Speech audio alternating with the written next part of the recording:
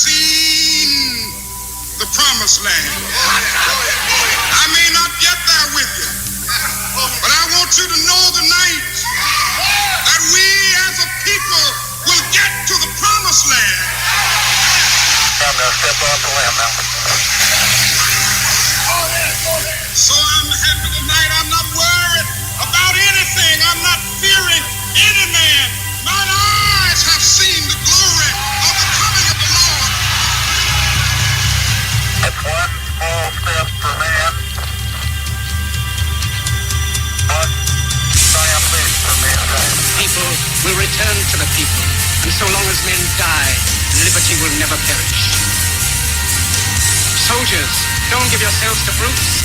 Men who despise you, enslave you, who regiment your lives, tell you what to do, what to think, or what to feel, who drill you, diet you, treat you like cattle, use you as cannon fodder.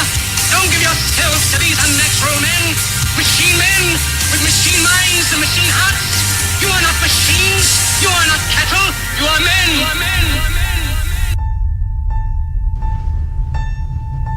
Obviously, it would be a very serious matter for the United States if any country were to attempt to funnel funds to one of our political parties for any reason whatever. Regularly takes in money from foreign sources. That's a threat to our democracy.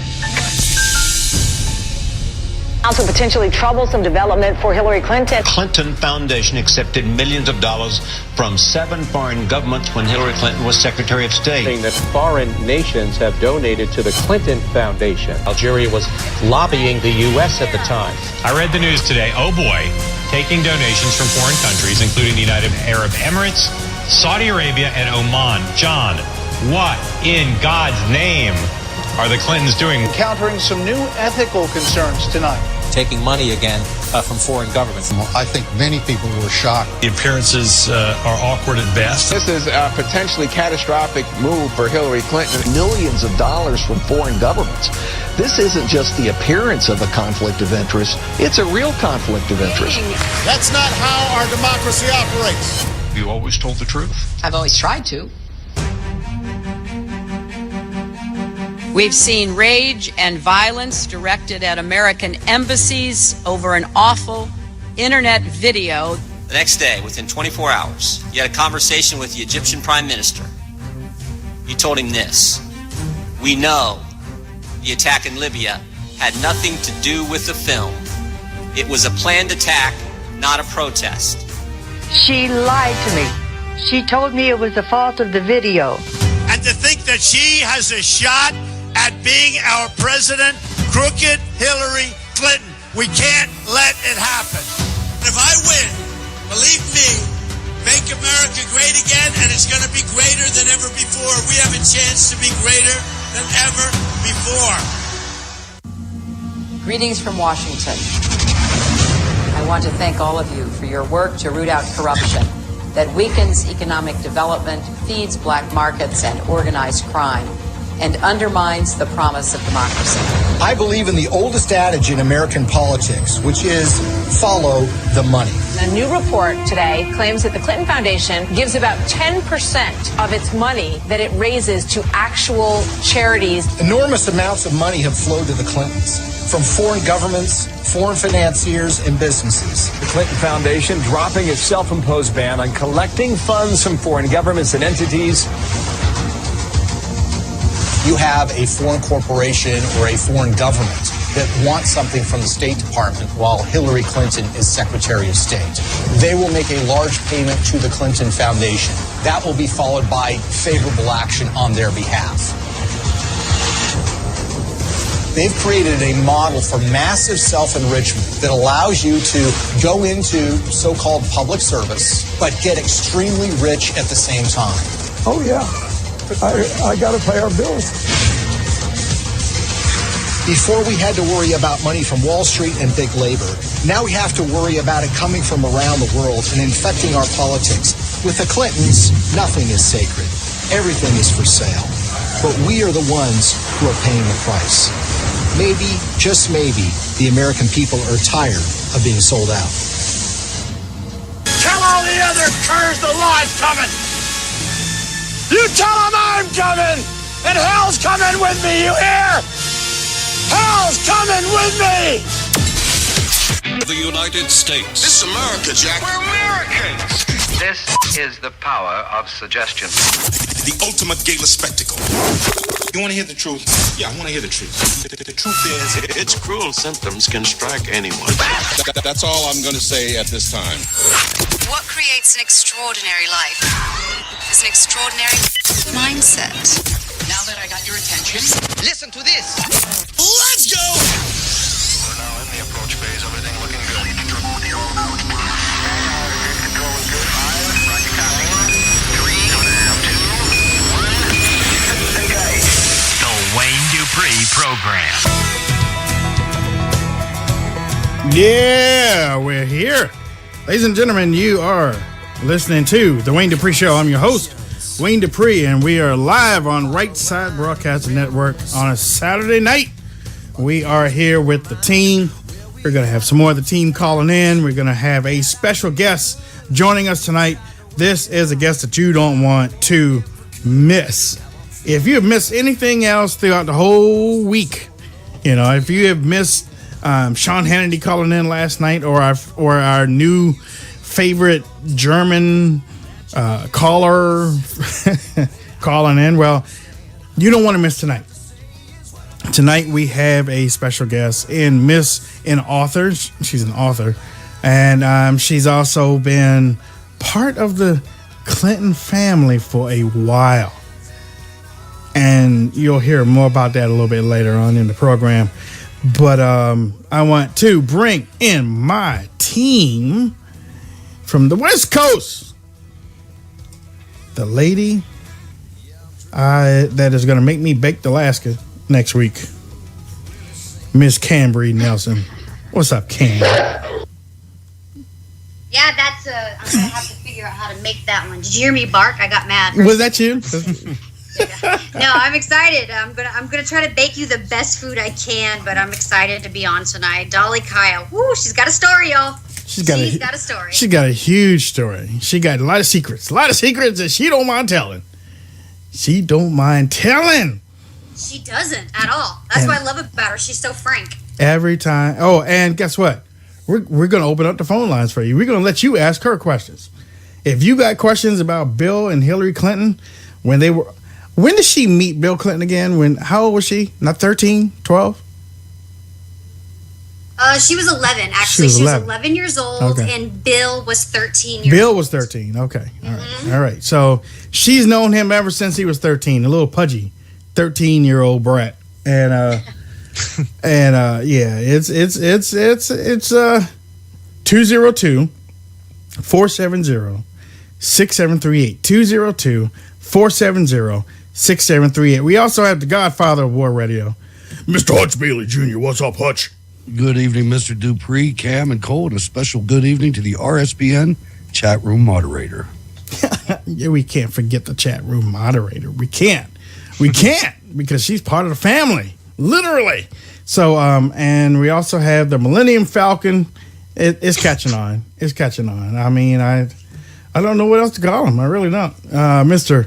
Cole McNeely. That's one option. What you just said there. I like catching that on, or Millennium Falcon. No. The other option of calling me being my name. Oh, I don't know about that. I do like. That's not this type of show. I do. I will say I like the Millennial Falcon, and I didn't like it at first, and I resisted, but I think I'm gonna let it come in. I think I like it. All right. And ladies and gentlemen, we have our Right Side Broadcasting Network family listening in on the website too. Go to rsbn.tv, and believe me, they have some beautiful people in there. In one of the most interactive streaming chat room bulletin boards that I've seen in a while. Or you can go to YouTube and watch us on YouTube on the Right Side Broadcasting Network, or you can listen to us radio style.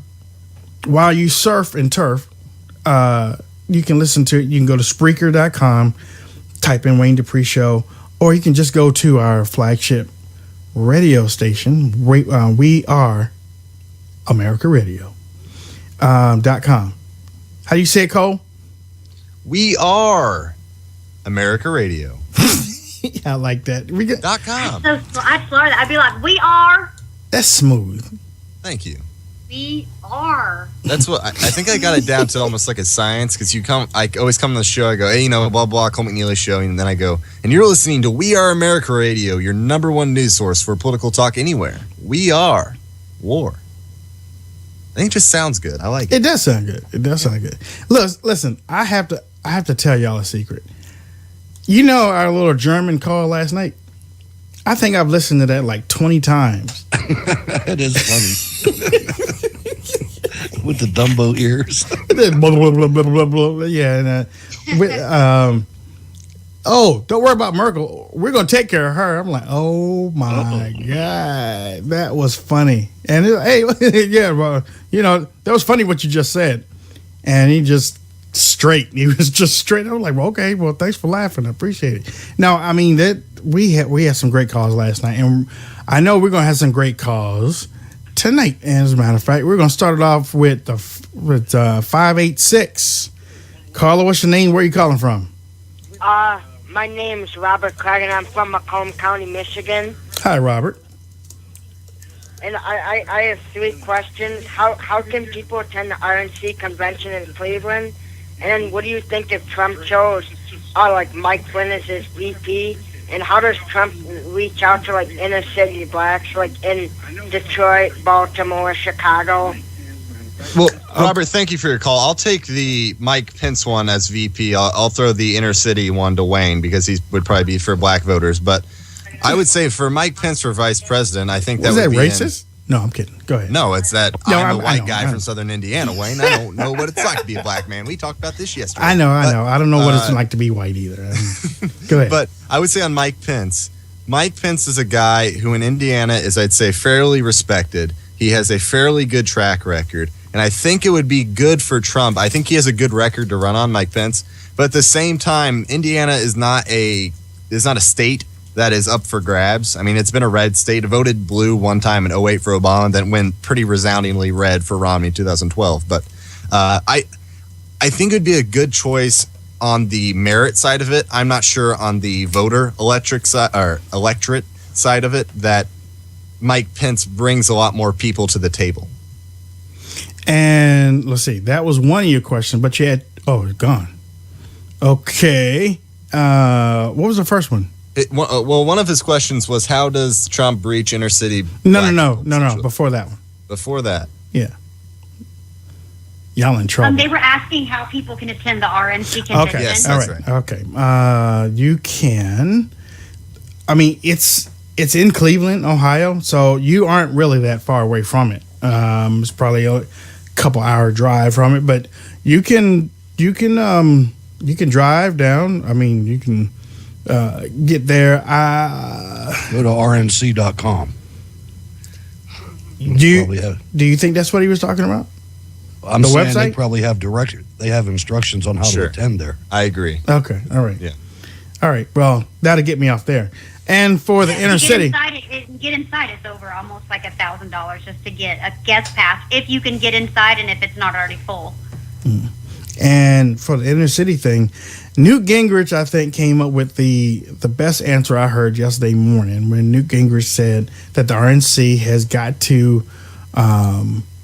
to go into these cities, and they've got to talk, and they've got to go in there with proven results. They have to listen and show minorities that listen. You can't vote for Hillary because everything's going to continue the way that you're seeing it. But we do have a plan. Show them the plan. Hopefully they'll have some examples of success, some proven success. And that should pick off a few. It won't pick off everybody. And anybody that thinks that the huge electorate of the black community is going to switch overnight, it's not going to happen. Okay, it's not going to happen. But you can pick off some every so often. You can do that. And I think that's probably the smartest thing to do. Carla, what's your name? Where are you calling from? I'm Ray German from Colonial Beach, Virginia. Ray from Virginia. How you doing, Ray? I'm well. Mr. Dupree, how are you? I'm fine. What's going on with yourself? I'm fine. I was calling about a Breitbart article I was reading where our beloved president wants to federalize the local police force. That has me concerned. Thank you for your call, Ray. Let me tell you something about Barack Obama. He's a child. And I know some of his supporters will get mad at me for calling names. I really don't care. But Barack Obama's a child. Barack Obama does not understand what it means to govern.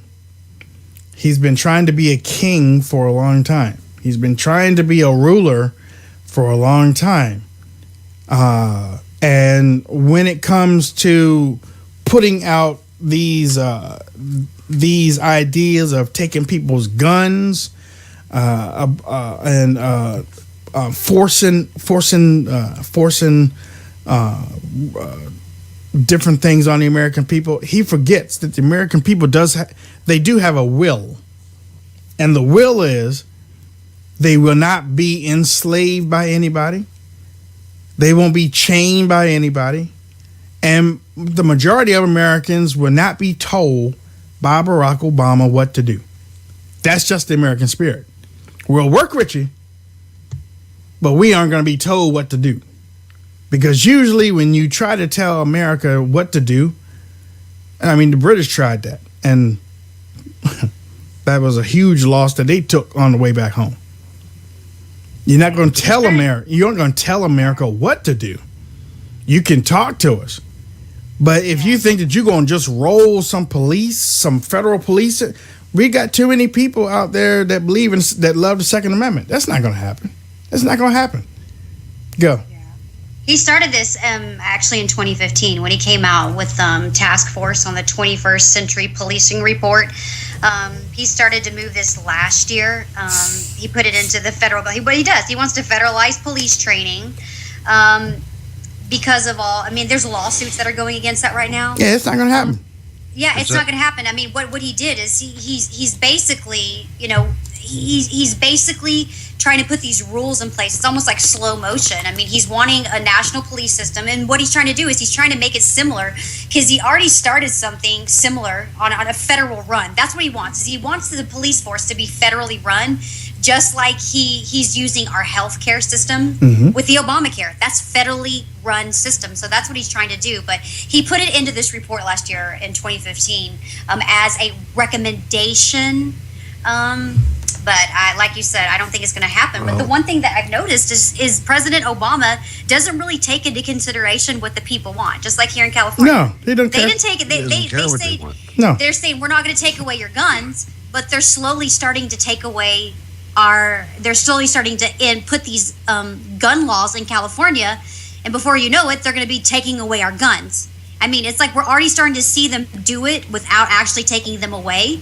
But is he going to be trigger happy, and is he going to use an executive order to do something? I mean, I don't know what's going to happen with this guy. I really don't know. The sad part about it is it's much older than 2015.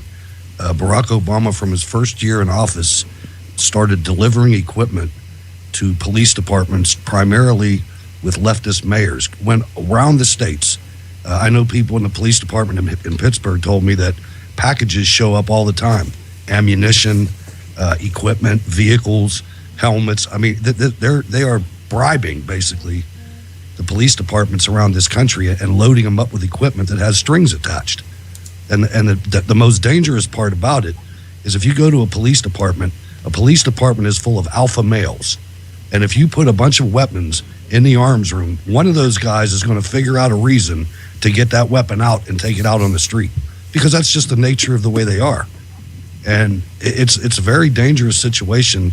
If you look back on the Boston bombing, all of a sudden you had 30, 40 different agencies all working in tandem. That was the end result of this federalization. I mean, it's frequencies and radios and everything else. It's a real serious point. Right. And caller, what's your name and where are you calling from? Hi, my name's McKinley, and I'm from Florida. Hi, McKinley. First off, I just wanted to say that yesterday, I loved Cole's rant on, YouTube? Yeah, on YouTube. Okay. Well, thank you, McKinley. Well, look what we got here. But secondly, I just want to say that, like, I understand there's problems with police brutality, and but the focus of Black Lives Matter, the Black Lives Matter movement, should be more focused on interracial crime if they really want to see problems being resolved. Cole? Yeah, McKinley, I think you're absolutely right, and thank you for your call. I think that the Black Lives Matter movement misses the fact that there are this inner city crime is really what is killing black people. If we want to talk about black lives, we don't want to talk about all the kids getting shot in Chicago, right? It's an uncomfortable topic to talk about, right? And my point about the white privilege thing is, Hutch or me or Cam, we start talking about that thing and we say, hey, look in the mirror, look at what's happening in Chicago, look at what is happening with these gangs, and understand that is within your own race. You can't point at white people and blame white people for that. And we say that, and all of a sudden, we're not allowed to comment on the race issue. But the point is that is the real issue, in my opinion, from stats, all kinds of things. I think 4% of people who are killed in the black community are killed by cops. That means 96% are by other people, and I believe about 90% of those are other black people.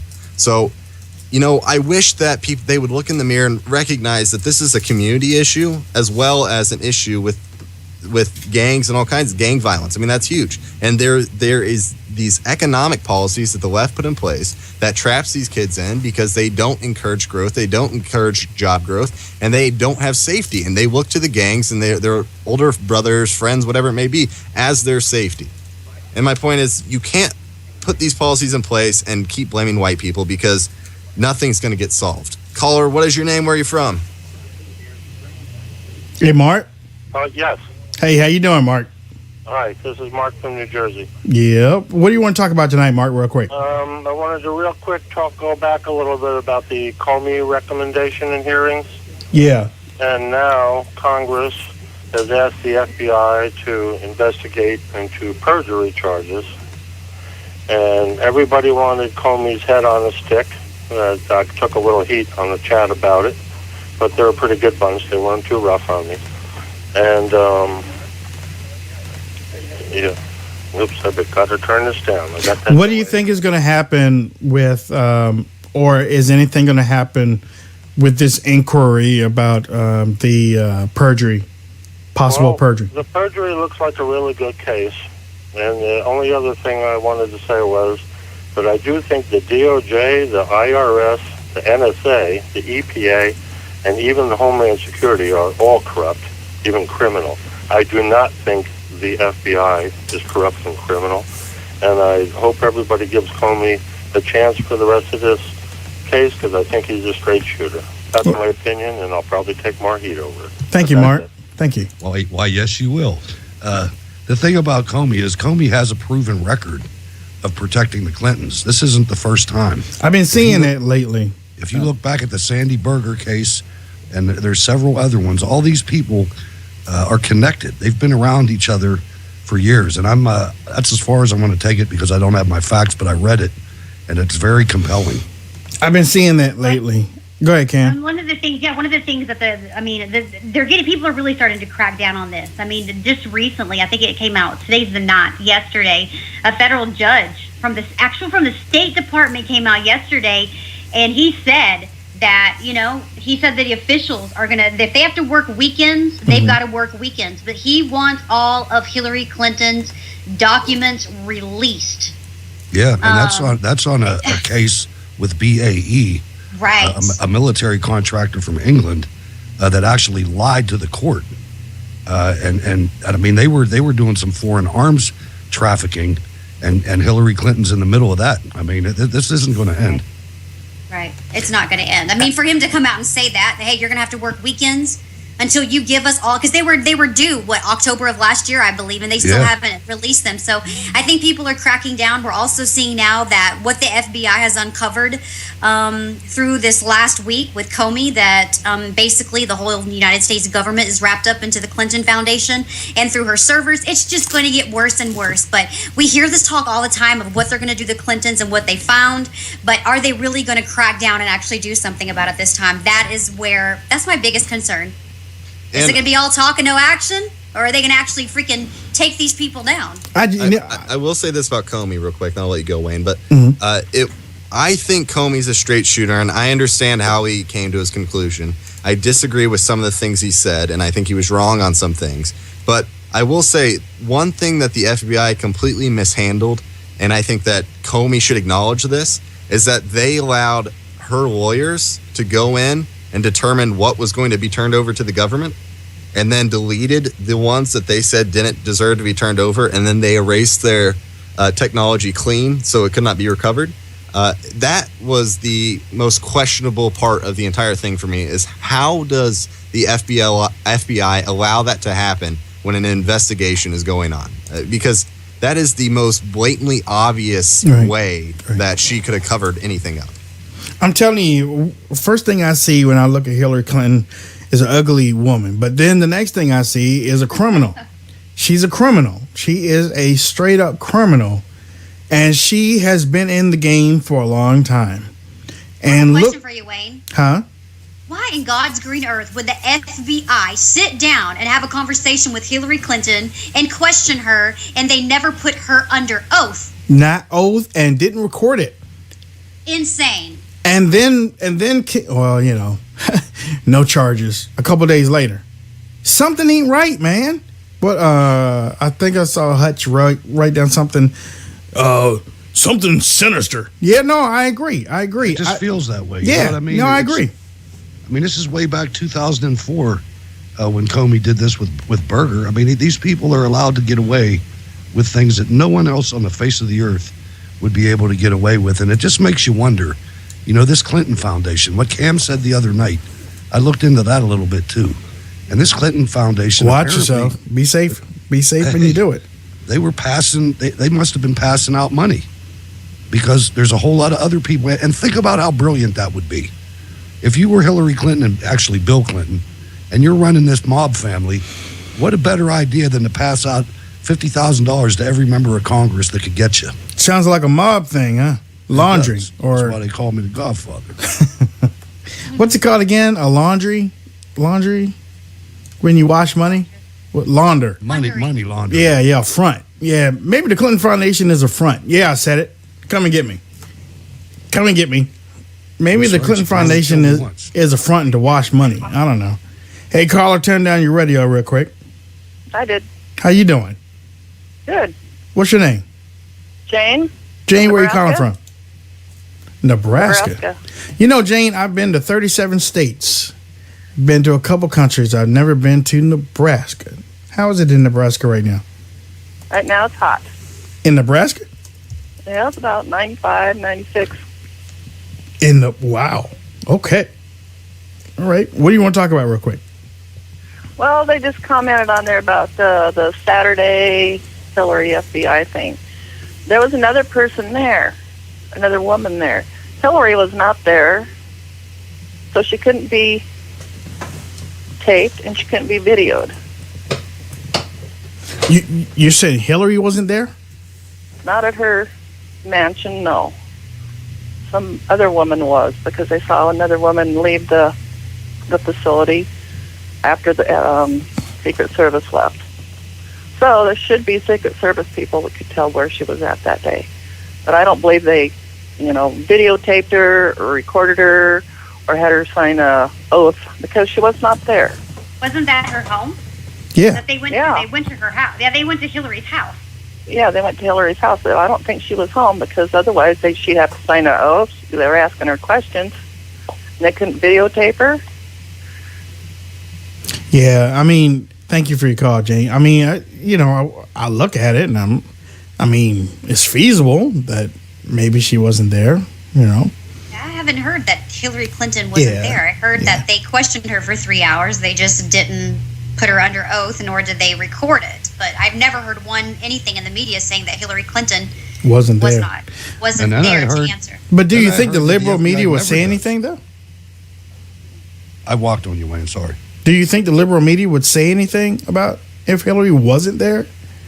I think Comey would have. No, Comey would have. Comey took the fifth in front of Congress. Really. He just didn't say it. The thing that got me about Comey is he was asked, did Hillary lie? And he said no. He sure did. Well, I'm not experienced enough to say that, or whatever, man. You called her a liar just a couple days before. In other words, yeah. Trey Gowdy is the one that oh yeah, basically did everything. He is the one that is responsible for everything going forth. He pressed him. He knew what buttons to push. He called him out on it, and then because they're both attorneys, so they both know exactly what to talk about. So he was smooth. If it wasn't for Trey Gowdy, he was smooth. He set was him confident. You know what's crazy, guys? It's almost like everybody sitting there asking Comey questions already knew what to ask him because they already knew what the answers were. Mm-hmm. I was waiting for Trey Gowdy to point at his hairdo and say, you know why they call this a DA, right? Right. Ladies and gentlemen, you're listening to the Wayne Dupree Show here on Saturday afternoon. We're getting ready to bring in our guest. We're getting ready to call her up and get her on the show. But we want you to do something before we bring her on the show. We want you to share the show. Make sure that you're sharing the show on Twitter and Facebook. That we're broadcasting live on Spreaker.com. You're in the chat room. Make sure that there's a like button up there, and sometimes during the show we'll tell you to hit the like button. We want to know if you're happy with the show. If you're not happy with the show, let us know. But if you are happy with the show, like it so that when the show is over, we can look at it and be like, okay, we did good tonight. We can kind of measure it off of the like. So don't forget to share the show. They're on YouTube and on Spreaker. There's some social media buttons for Facebook and Twitter. Let's grow our family. Let's grow our family tonight. In a few minutes, we're going to call Dolly Kyle. Dolly Kyle, again, is somebody that you and your family are going to want to listen to. She is a lady that knows the Clintons from way, way, way back. Way back. And she's going to be taking calls. So get your questions ready. 202-470-6738. 202-470-6738. She is coming up, and the many questions, there is no question that she won't answer. Okay, about Billy and Hillary Clinton. There is no question that she won't answer about that, because 9 and 3/4 out of 10, she knows it. And she knows some secrets. Ain't that right, Cam? Yep, Wayne. Yep, that's right. I'm Unmute. She knows the secrets. I mean, I just tell y'all. I mean, y'all. I have to promote her book. Y'all have to get her book, Hillary's America. That's right. Get it in Kindle. Hey, Joe. Hold on, Cam. Hey, Joe. Put that book up on the screen for us too, so that everybody can see the book that they need to go out and get. This is where Dolly Kyle is going to be talking from, actually. But go ahead, Cam. Yeah, her book. I honestly, when I first started, I've read it 4 times. When I first started reading it, it was so much to take in, you guys, because this is talking about the personal life, conversations, phone conversations, going to dinner, very intimate moments, seeing the realness of Bill Clinton, then also seeing him switch into the type of guy who does not care about anything other than furthering his mission. But the inside of this book will just actually blow your mind. But not only that, all of the corruption within the Clintons. There are pages and pages and pages and pages of information that we've never even heard of. So when she comes on, you guys have got to share the show, because this is going to be an insight to the Clintons, and not only that, Hillary Clinton in a way that you guys have never, ever heard in your entire life, ever. Ladies and gentlemen, you got to get used to hearing Bill Clinton called Billy. Right. Because that's how she's going to refer to him. Man, I mean, she is really okay. Well, I'll tell you what, we're going to take another phone call, and then we'll catch up with Dolly real quick. Caller, what's your name? Where you calling from? I'm calling from St. Louis. What's your name? Kelly. Who? Kelly. Hi, Kelly from St. Louis. How are you? I'm good. So, what do you want to talk about, Kelly, real quick? Well, we were talking to, I was wanting to talk about Bill Clinton and his former girlfriend. She was answering questions. Yeah, we haven't brought her on yet. But you can call back. You can call back, though, Kelly. Okay. Okay, great. Thanks. All right, so with that, let me see if I can call up Miss Kyle. While he's doing that, I got good news, guys. Kyle is going to be at the RNC convention. Is she really? Dolly is. Yes, she is. Okay, so she can sit down with us at the table. I'm excited about that. I got the text yesterday. They're beautiful. This phone is monitored. Please begin speaking to identify yourself, and if no one answers, please leave your phone number and we'll call you right back. Thank you. Hi, Miss Kyle. This is Wayne Dupree. We are bringing you on the radio. Are you there? This is when you kick the music in. I guess I will. I'll shoot her a message. Acapella. Well, this will be a good call, ladies and gentlemen, when it finally gets established, and I'm sure it will in just a few minutes. I remember I was on the hold at a dentist during a dentist call, and they were playing Earth, Wind, and Fire. I was like, really? Wow. Yeah, just hang get that tight. elevator music.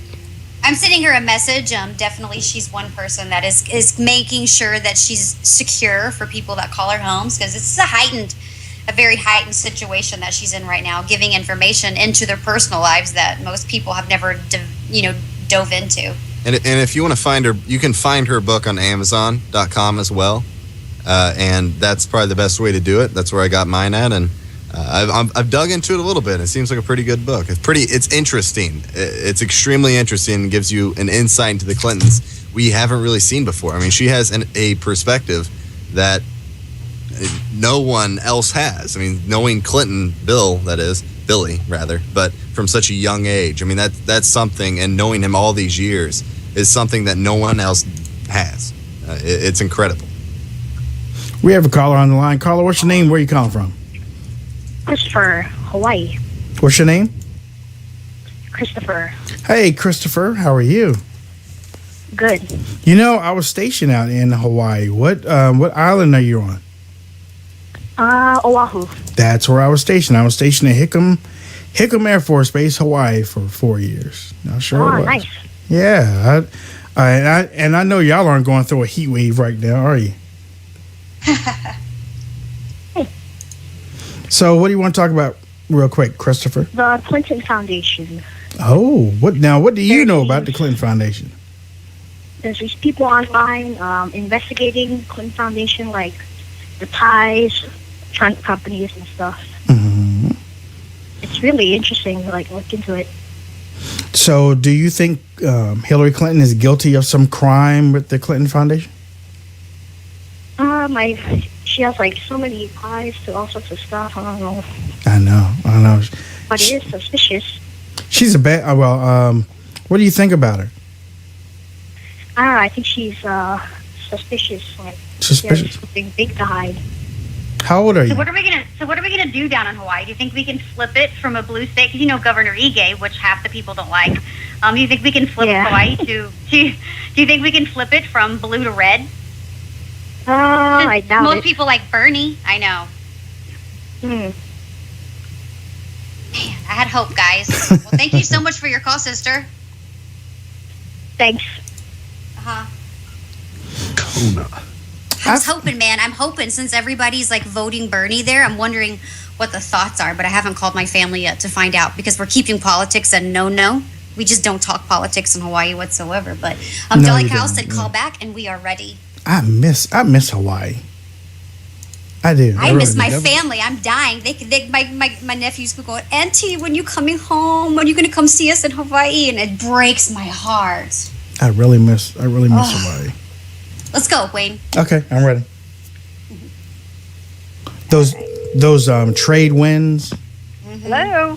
Ladies and gentlemen, guess who I have on the line? That's right. Ladies and gentlemen, we have an author, a friend of the show, and she's here tonight. And get ready to sit back, take notes if you want to. You can call, we'll be taking calls a little bit later for Miss Kyle. But ladies and gentlemen, our family member, Miss Dolly Kyle. What's up? Oh, I am just having such a wonderful day. Just got out of the pool and Look at you. I'm ready to talk and tell, and I'm actually feeling a little bit of pressure tonight. Oh, no. Yeah, because I got so many emails and texts and messages and calls after I was on your shows twice before. Now everybody's saying, oh, I want you to be so funny. Oh, I want you to tell this. I want you to tell that. It's like, okay, have we got 5 hours? Because people are wanting a lot. Well, I tell you what. Let me introduce the panel. You already know Cambry Nelson. Yes, absolutely. And if you feel any pressure tonight, you need to take it out on anybody. You've got 3 men available. Yeah. Wow, that's a better offer than I usually have. Oh, I love this lady. Oh my Lord! And then we also had Mr. Hutch Bailey Jr. on the line. Good evening, ma'am. How are you doing this evening? I'm just doing great. Oh, I love the way you say ma'am. Where are you from? Pittsburgh, Pennsylvania. Well, you faked me out. Okay. I've been all over the place, though. All right. And then we also have our Millennium Falcon here, Mr. Cole McNeely. Dolly, I've been on with you before, and I just want to say, you make my day every time I talk to you. You make me feel better on the inside, and I'm being completely serious when I say that. Well, that is so sweet. Thank you very much. I appreciate that. So there we have the crew. We have our Right Side Broadcasting Network interactive chat. They are ready to ask some questions a little bit later. We have our Spreaker family over here getting ready to ask some questions, and we'll hold off on that for a little bit. But right now, we want to talk about you. We want to talk about you, and we want to introduce you to some of the people that don't know you, and briefly introduce you, and then after that, then we'll go into the lightning round with the panel, and then we're going to take some phone calls because a lot of people out there are going to want to ask you some questions about That's Bill awesome, and Hillary. because I love answering questions, There and you there's go. no hard questions because I know the truth and I've got a good memory. There we go. All right. So tell everybody a little bit about yourself and how you met Bill Clinton and how you know of him. I grew up in Hot Springs, Arkansas, and I guess I'll go ahead and say Billy Clinton was born in Hope, Arkansas, which is a ways down the road, and he moved to Hot Springs in 1953 when his mother married Roger Clinton Sr., and they moved there. I met Billy when I was 11, and he was 12 going on 13. We were all playing golf out at the Belvedere Country Club, and Billy was with friends, and I was with friends, and the friends knew each other, and Billy and I were introduced, and it was the Thunderbolt. I mean, we just instantly had this amazing attraction, and by the way, it was not one way. It was a very mutual thing. So that's when we met, and we became friends, and in high school, we became very close friends, and we dated, but we did not go steady, and we did not have sex. For those people who are wondering about that, let's just get that out of the way, okay? And then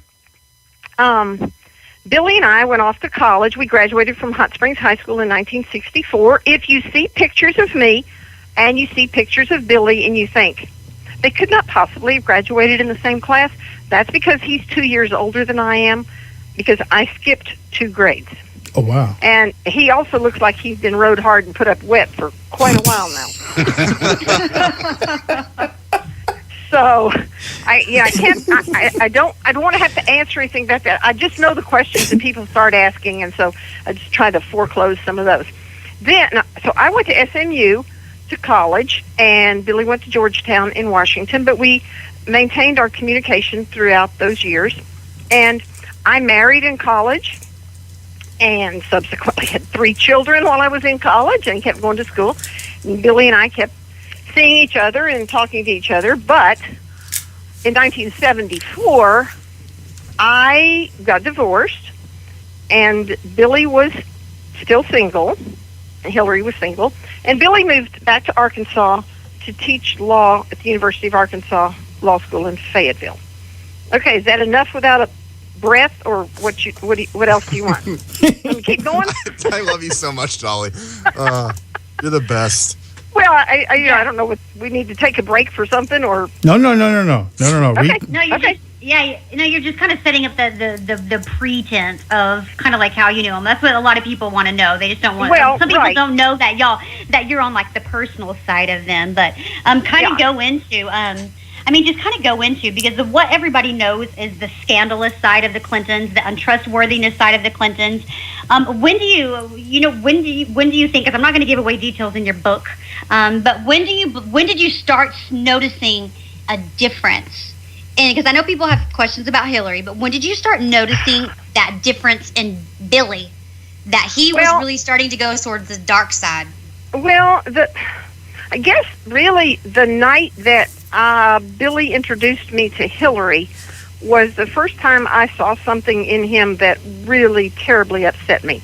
I'll go back to this. It was the spring of 1974. Billy was teaching in the law school. He was running for Congress.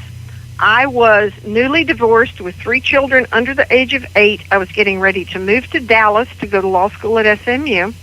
And Billy and I were seeing each other. And yes, we were having an adult relationship, which includes sex by any definition that the FBI or the special counsel wants to ask. Okay? So let's get that out of the way. Billy, you go, girl. You go, What? girl. I said, you go, girl. Okay, so it was May 28th, 1974, and yes, I do have that good a memory. It was the night of the Democratic primary, and Billy, as I said, was in Fayetteville. He was running for Congress from the district up there in the northwest part of the state, which is very conservative Republican. He didn't have a chance of winning, for sure. Mm-hmm. But anyway, he was going to fly to Little Rock to do a statewide television interview, because back then in Little Rock, actually, I guess still now in Little Rock, we don't have statewide coverage very much. So he called me and he asked me if I would pick him up. Now, mind you, this is a person I've known for 15 years, and I knew that he was living with a woman named Hillary at Yale, because law school. He called me and told me that in the fall of 72. Like, he was moving in with this woman. You know, Billy's a bit of a moocher. I think probably people have figured it out by now, but Hillary had a place to live, and he moved in with her, and that's the way it sounded to me. So here we are, 1974. He's still somewhat seeing Hillary.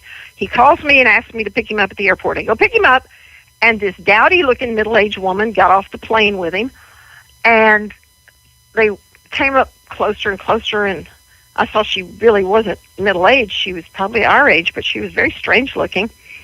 And Billy said, "Dolly, this is Hillary. Hillary, Dolly." Wow. And I resisted the urge to laugh, because I thought, okay, there's no way that he lived with this person. I mean, she was lumpy. Her dress was a horrible brown bag, and it came down below her knees, but you could see this, I'm sorry, black hairy legs. I mean, I never saw a woman with hairy legs before. I'm sorry. Call me provincial, right? Women shaved their legs, and then I noticed that she smelled really, really bad. And her hair was obviously greasy, filthy, nasty. She looked like she had been maybe the mechanic on the plane or something, and she smelled like it was so bad. And then my thought was, oh dear, I have cloth seats in my car. Yeah, I mean, do you remember the episode from Seinfeld? Yeah. When the valet parker, yeah, you know what I'm talking about. So I thought, oh my God, whoever this woman is, she's going to ruin my car. And but I didn't say anything, because after all, I was raised in the South. You don't say anything nasty, you just smile. And I stuck my hand out to shake hands with her, and she just glared at me, didn't say anything.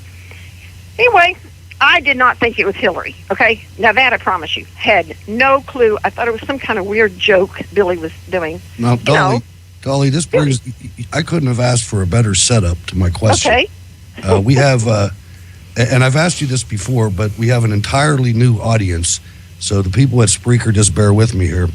I asked you last time you were on that you're obviously a very beautiful woman, and a lot of the other women that have come forward with affairs and accusations with Billy are also beautiful. And I always wondered, how did he end up with Hillary's not really one of the beautiful people like you just described? No, she's ugly, actually. And I asked you before, why do you think that Bill Clinton hooked up with Hillary? And you had a compelling answer concerning his past and his family. Yes, and I did put this in the book, and I do have to say that I was a psychology major before I became a lawyer. I'm not saying that I have, a PhD, but I did have 39 hours of psychology, plus I'm, actually a pretty smart cookie, as I said before. So I dug into this myself because it didn't make any sense to me. It really didn't. And what I realized, looking at Billy's history, was that he was raised by his grandmother, his mother's mother, in Hope, Arkansas, from the time he was an infant until he was about 4 years old, because his mother left him with his grandparents for her to go to New Orleans and wherever else in Louisiana she went to go to nursing school and become a nurse anesthetist. So Billy had this wonderful grandfather. Now, I didn't know either of the grandparents, okay? I did know his mother, but I didn't know his grandparents. And the grandfather had a great reputation, wonderful guy. Everybody loved him. He even extended credit to the black people in town from the little store he owned, which was sort of unheard of back then. But his grandmother was described to me as the meanest woman in southwest Arkansas. And I had the great aha moment when I heard that, because what Billy did was not marry his mother, as most guys do in that sense, because Virginia was just a fun-loving floozy, I will tell you.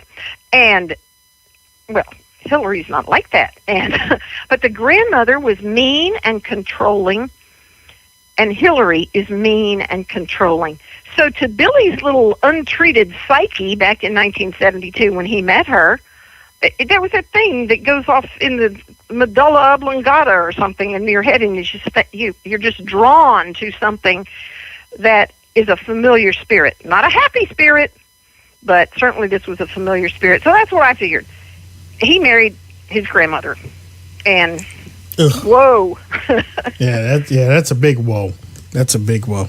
But I was going to tell you when he started turning, because Cam asked me that. Yes, please. Okay, so the night that night we were in the car, we went down to the station, and the reason after the station we were going to go over to Bill Fulbright's headquarters. Now, for those people who don't know Arkansas history intimately, Bill Fulbright was an Arkansas senator. At this point, he had been senator for 30 years.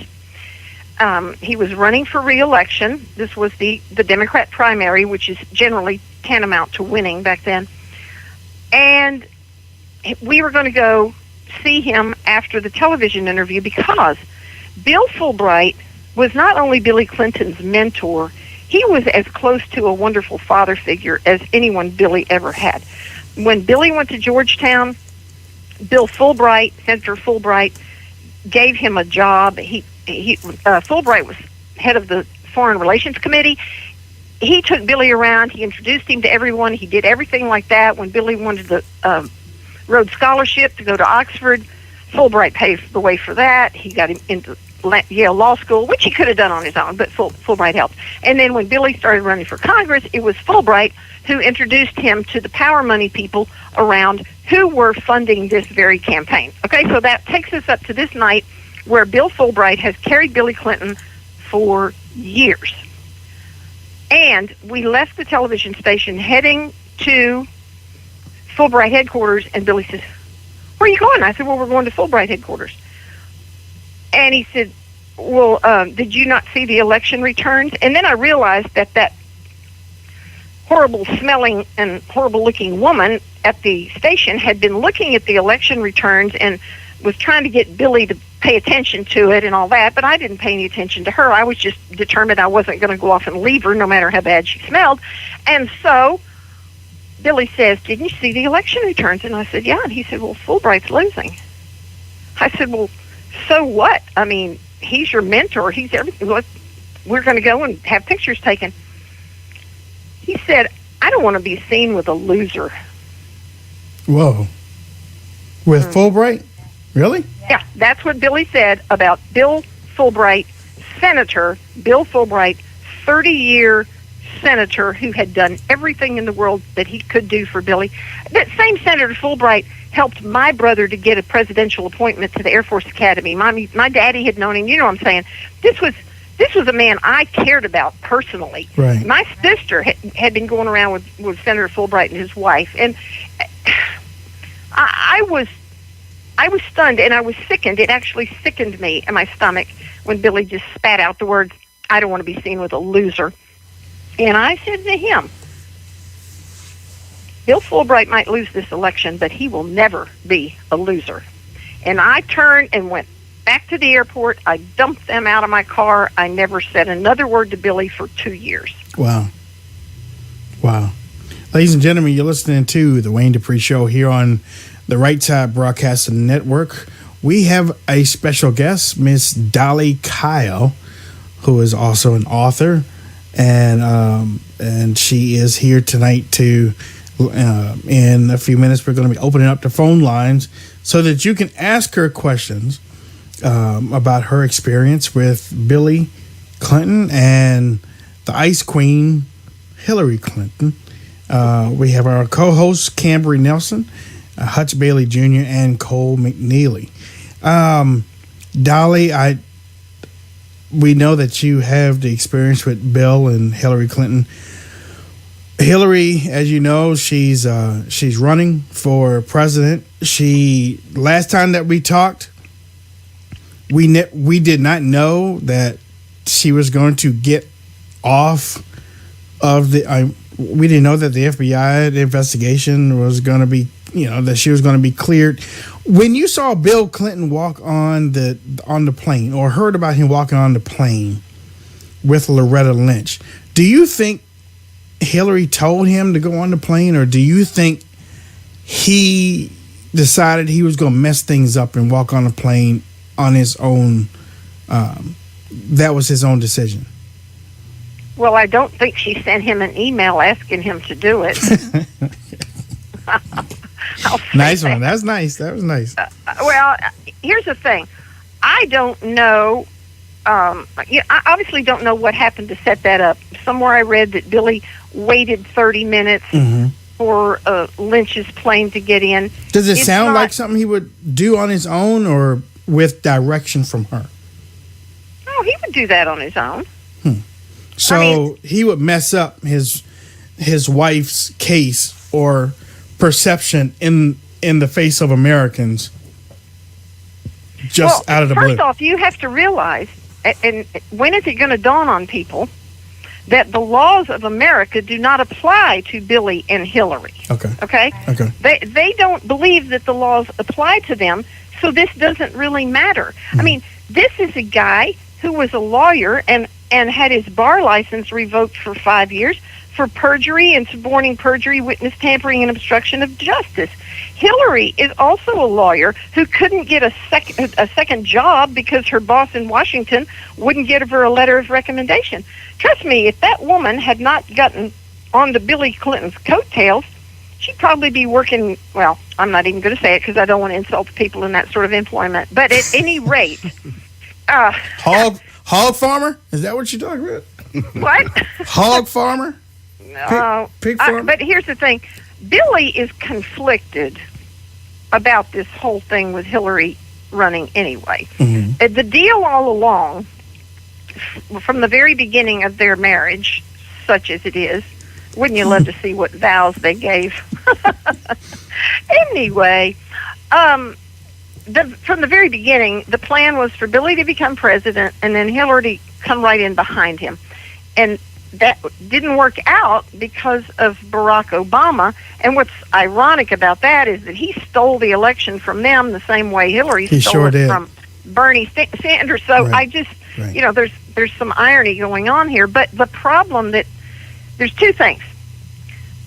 Billy would like her to be president, not because that was their deal, but because in some way it will help vindicate him and the impeachment, which so many people think was about sex in the Oval Office, because that's what the Clintons want them to believe, and it was nothing about sex in the Oval Office. It was about the chief executive officer of the United States attacking the judicial department by lying and suborning perjury and witness tampering and obstruction of justice. But people can't grasp that because the Clintons keep on about Monica Lewinsky and oral sex. Well, I'm sorry, folks. It's more than that. But the other thing is this. Billy, in the meantime, has been very happy with the life he's been leading up there in Chappaqua while Hillary lives in Washington. They don't even live in the same state, so he doesn't have to put up with her. And he also has had his buddy Jeffrey Epstein flying him around on the Lolita Express.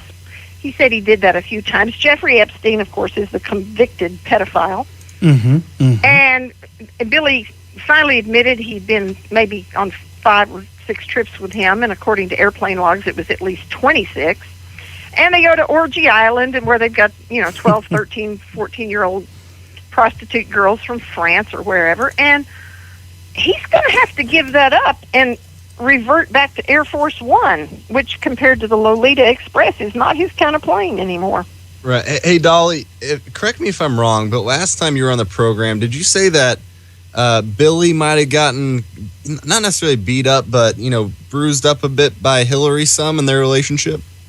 Yeah, and now, of course, I never saw her hit him with anything, but sure. I've heard credible reports, like first-degree hearsay, because right. I used to spend time in the little security building out beside the governor's mansion while I was waiting for Billy.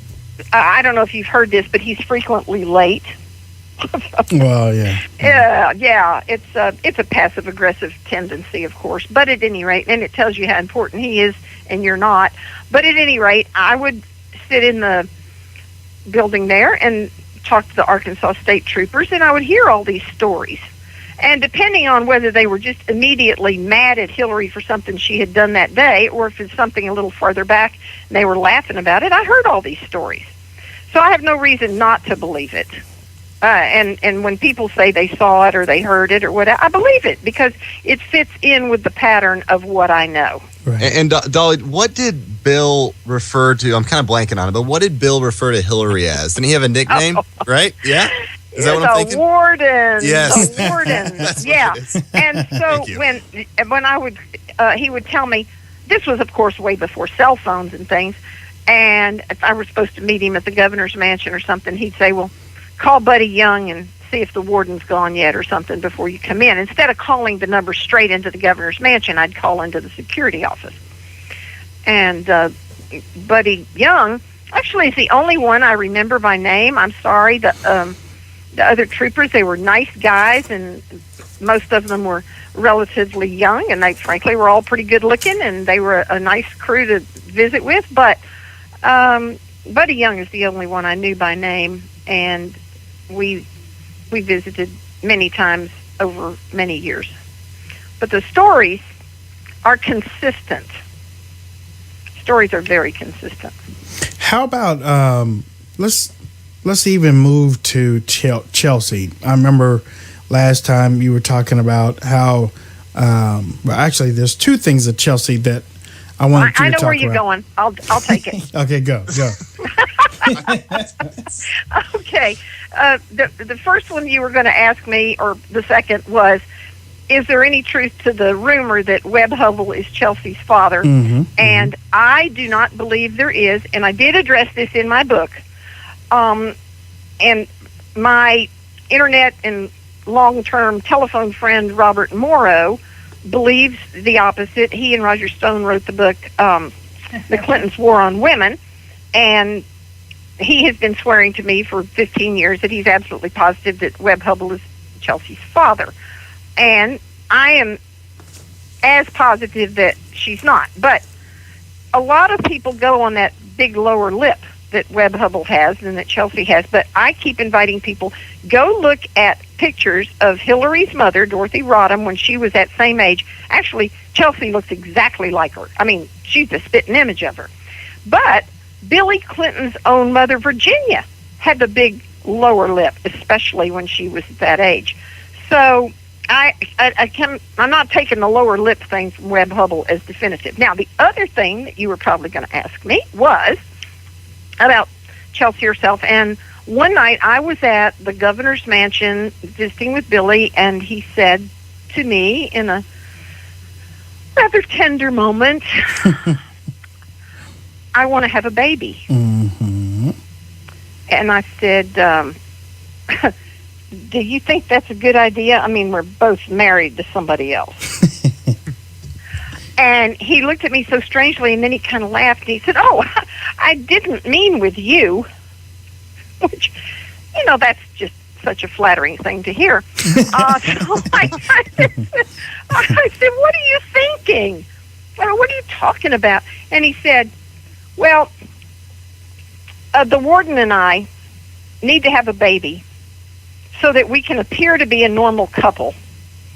And maybe it will take attention away from all the talk about her lifestyle. And what lifestyle was that again?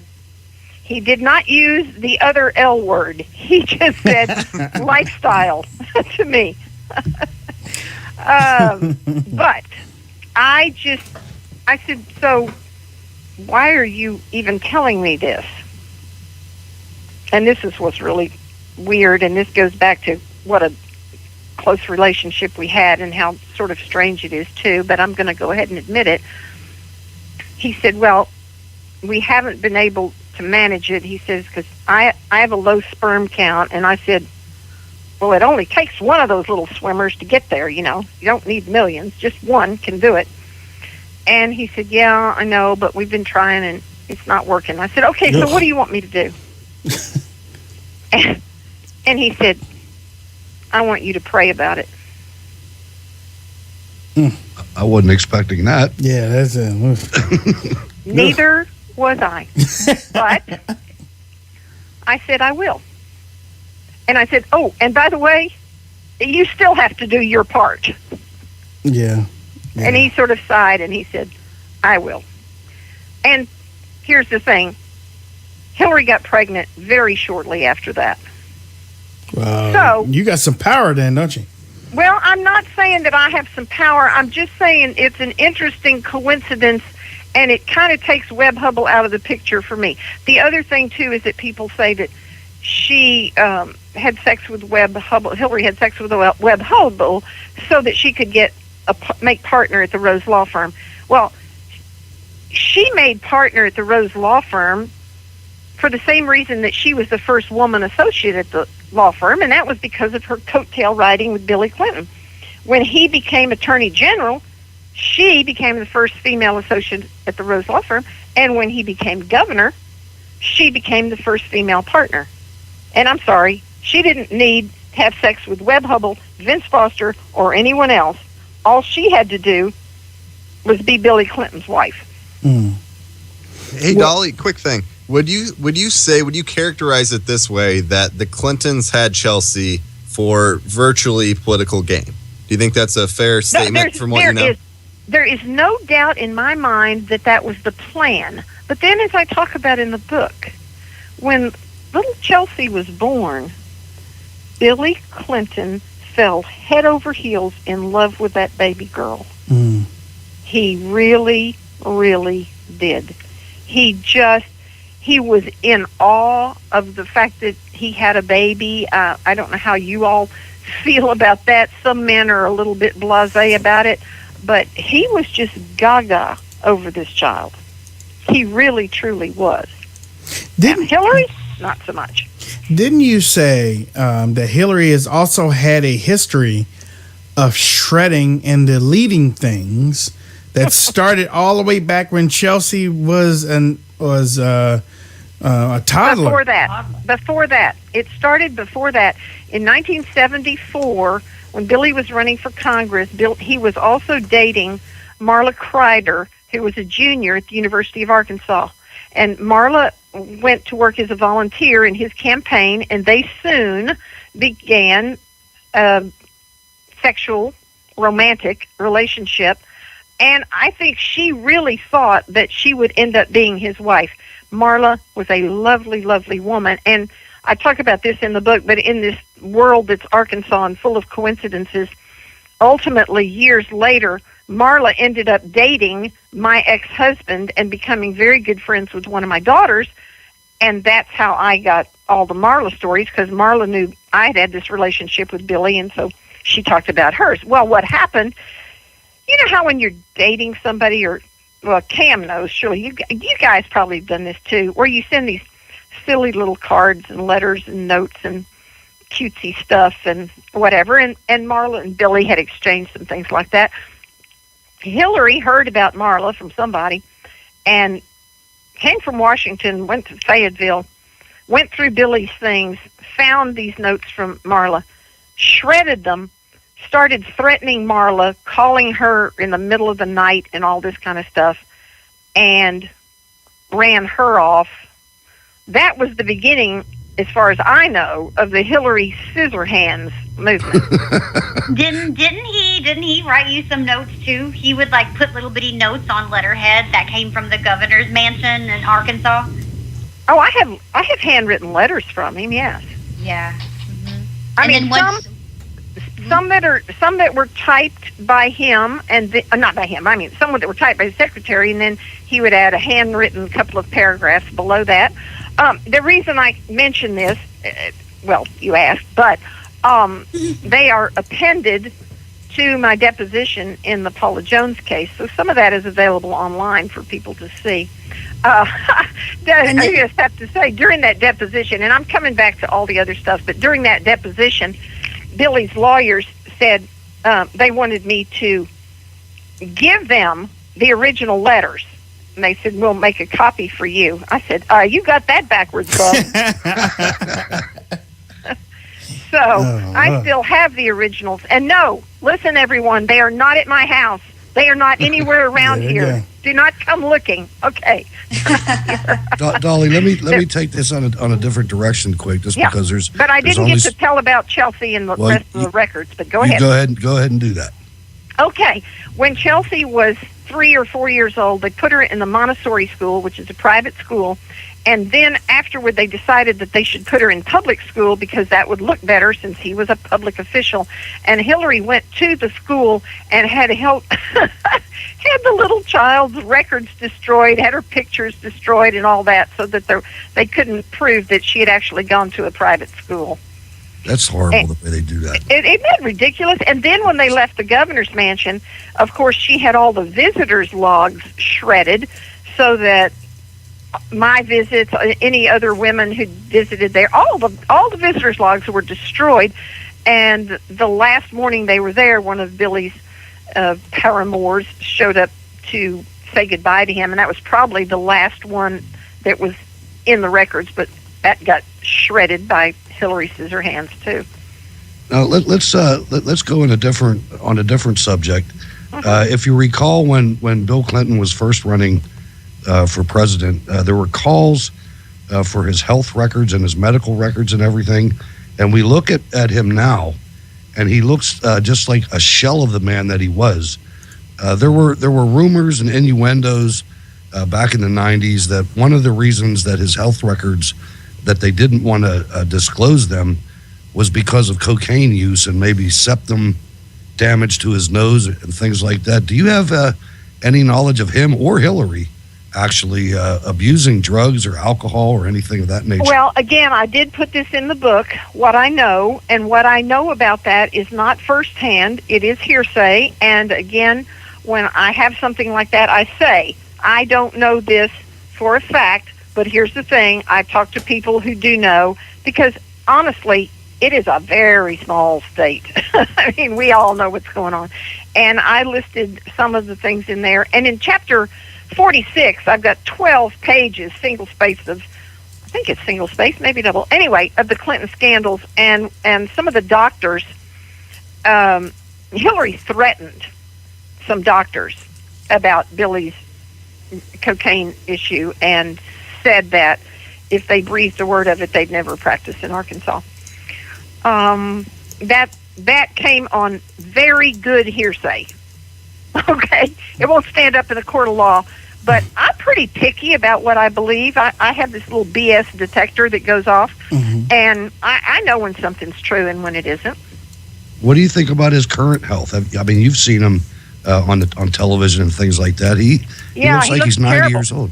Well, in fact, I see him in Little Rock from time to time because as I'm 68 and he will be 70, a lot of our friends are dying, and I've seen him more at funerals than anything else over the past couple of years.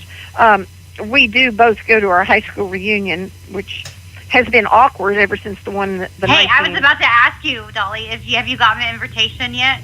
Any invitations yet? Because that's what you were waiting on last time, to see if anyone was going to invite you to any parties or reunions. Have you gotten anything yet since we last had you on? The reunions are open to the entire class. We have them every 5 years, and everyone goes to that. And I did go into some detail about the reunions, which was kind of fun and interesting. I don't think it's going to be that great for a radio audience because it's kind of a long story, but it's actually worth the read. But anyway, Billy and I see each other at things like that, but we don't speak. I don't have anything to say to him that I wouldn't get grabbed by a Secret Service agent for. Well, I tell you what, we're getting ready to open up the phone lines.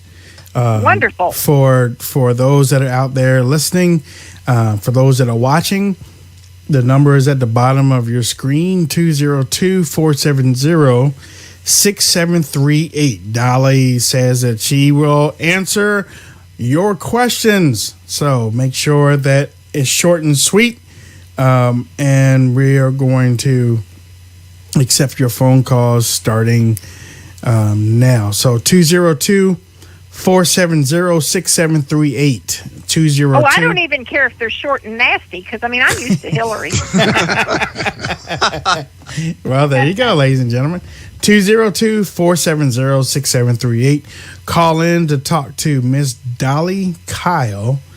Again, she has more firsthand experience with Billy and Hillary Clinton than probably anybody that you have listened to. So 202-470-6738. I think most people were just sitting back just listening. Because there we go. I have a question. Oh, he got a caller on the line. Hey, Christopher. Hey. Hey, how you doing? What do you want to ask? What do you want to ask Miss Kyle? Have you ever been threatened by Hillary? I was told in 1992 that if I cooperated with the media, well, the words were, if you cooperate with the media, we will destroy you.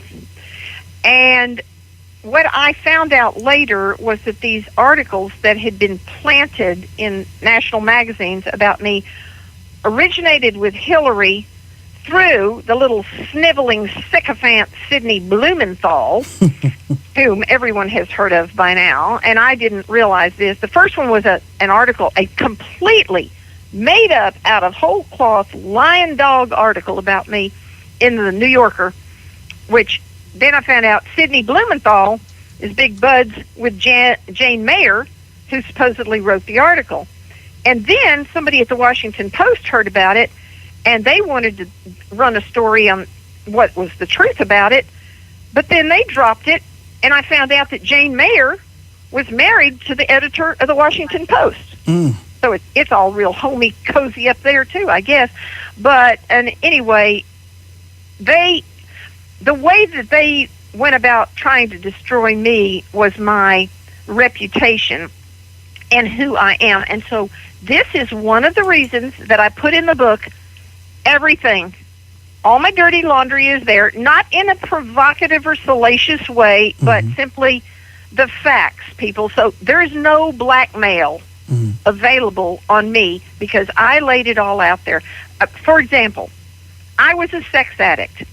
And when I figured that out, and it was in therapy, I traced it back when I was 16 years old, a 16-year-old virgin getting ready to go off to college, August 1st, 1964. I was drugged and raped by one of Billy Clinton's friends.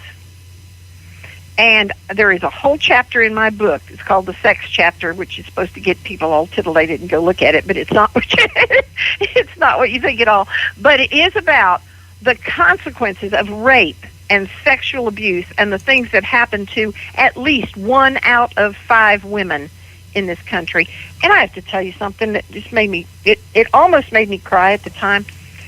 I don't do very much public speaking where, there's people around who can throw things at me and shoot and all that. But I did give this speech to a bunch of women at a local country club. And I said, in talking about this sex abuse issue, I said, statistically speaking, 2 of you at every table in this room have either been raped or sexually assaulted. And it almost brings tears to my eyes when I think about it. There was a little lady in the table right up near the front. She must have been 90 years old. Mm-hmm. And she put her chin down to her chest and she raised her hand. Mm.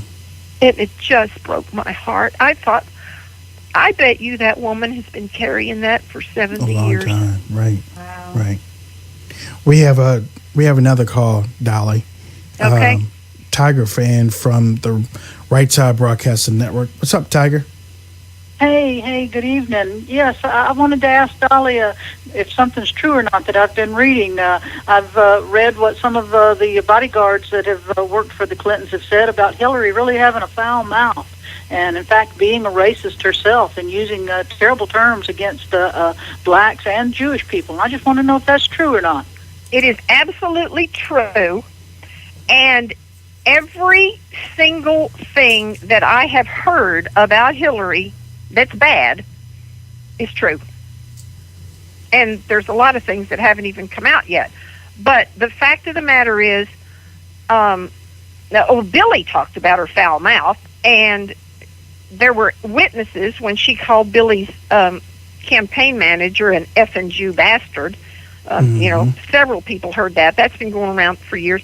But you see, Hillary had more prejudice against Jews than she did against the N-word people in the South because she was from Chicago. It was a different, the different neighborhood, a different kind of prejudice. And Billy was more toward, he actually called some particular black guys he didn't like the G-D-N word, but most of them were just the lowercase n. Well, you know what? Yeah. When you told me that, I was shocked because I had been a supporter of his for a long time, and when I heard that he had said that was like a slap. That was like a slap in my face. Well, just because he got mad. And I tried to put it in context. I'm not trying to excuse it. What I was saying was that people who grew up in the South in the 1950s used the N-word without any mean intent. It was just a descriptive term. I swear to you, it was not meant negatively unless it was said in the context.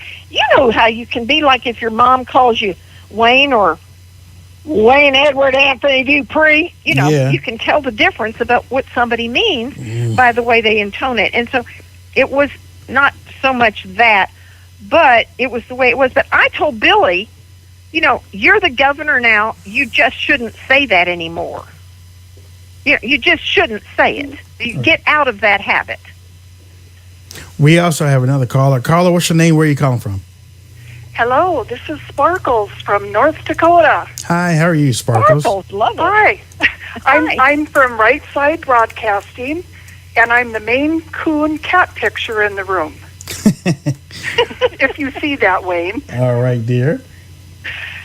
Yeah, Dolly, I wanted to first tell you that I'm so sorry to hear about the rape. I'm very familiar with that in my family. I also am really upset that it is true about Bill being a pedophile.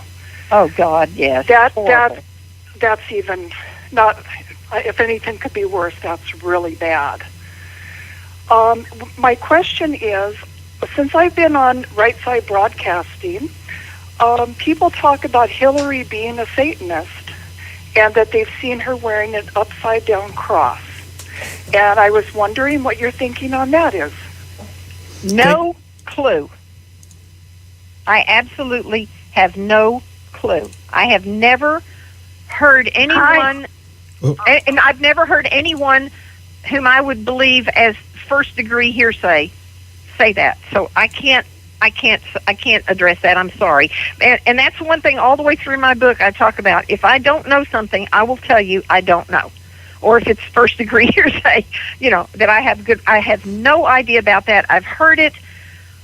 It sounds pretty bad, except, have you ever noticed if you look at a video of Hillary and you turn off the sound, which I kind of have to do because I can't stand it, but if you turn off the sound, you can see hate coming out of her eyes.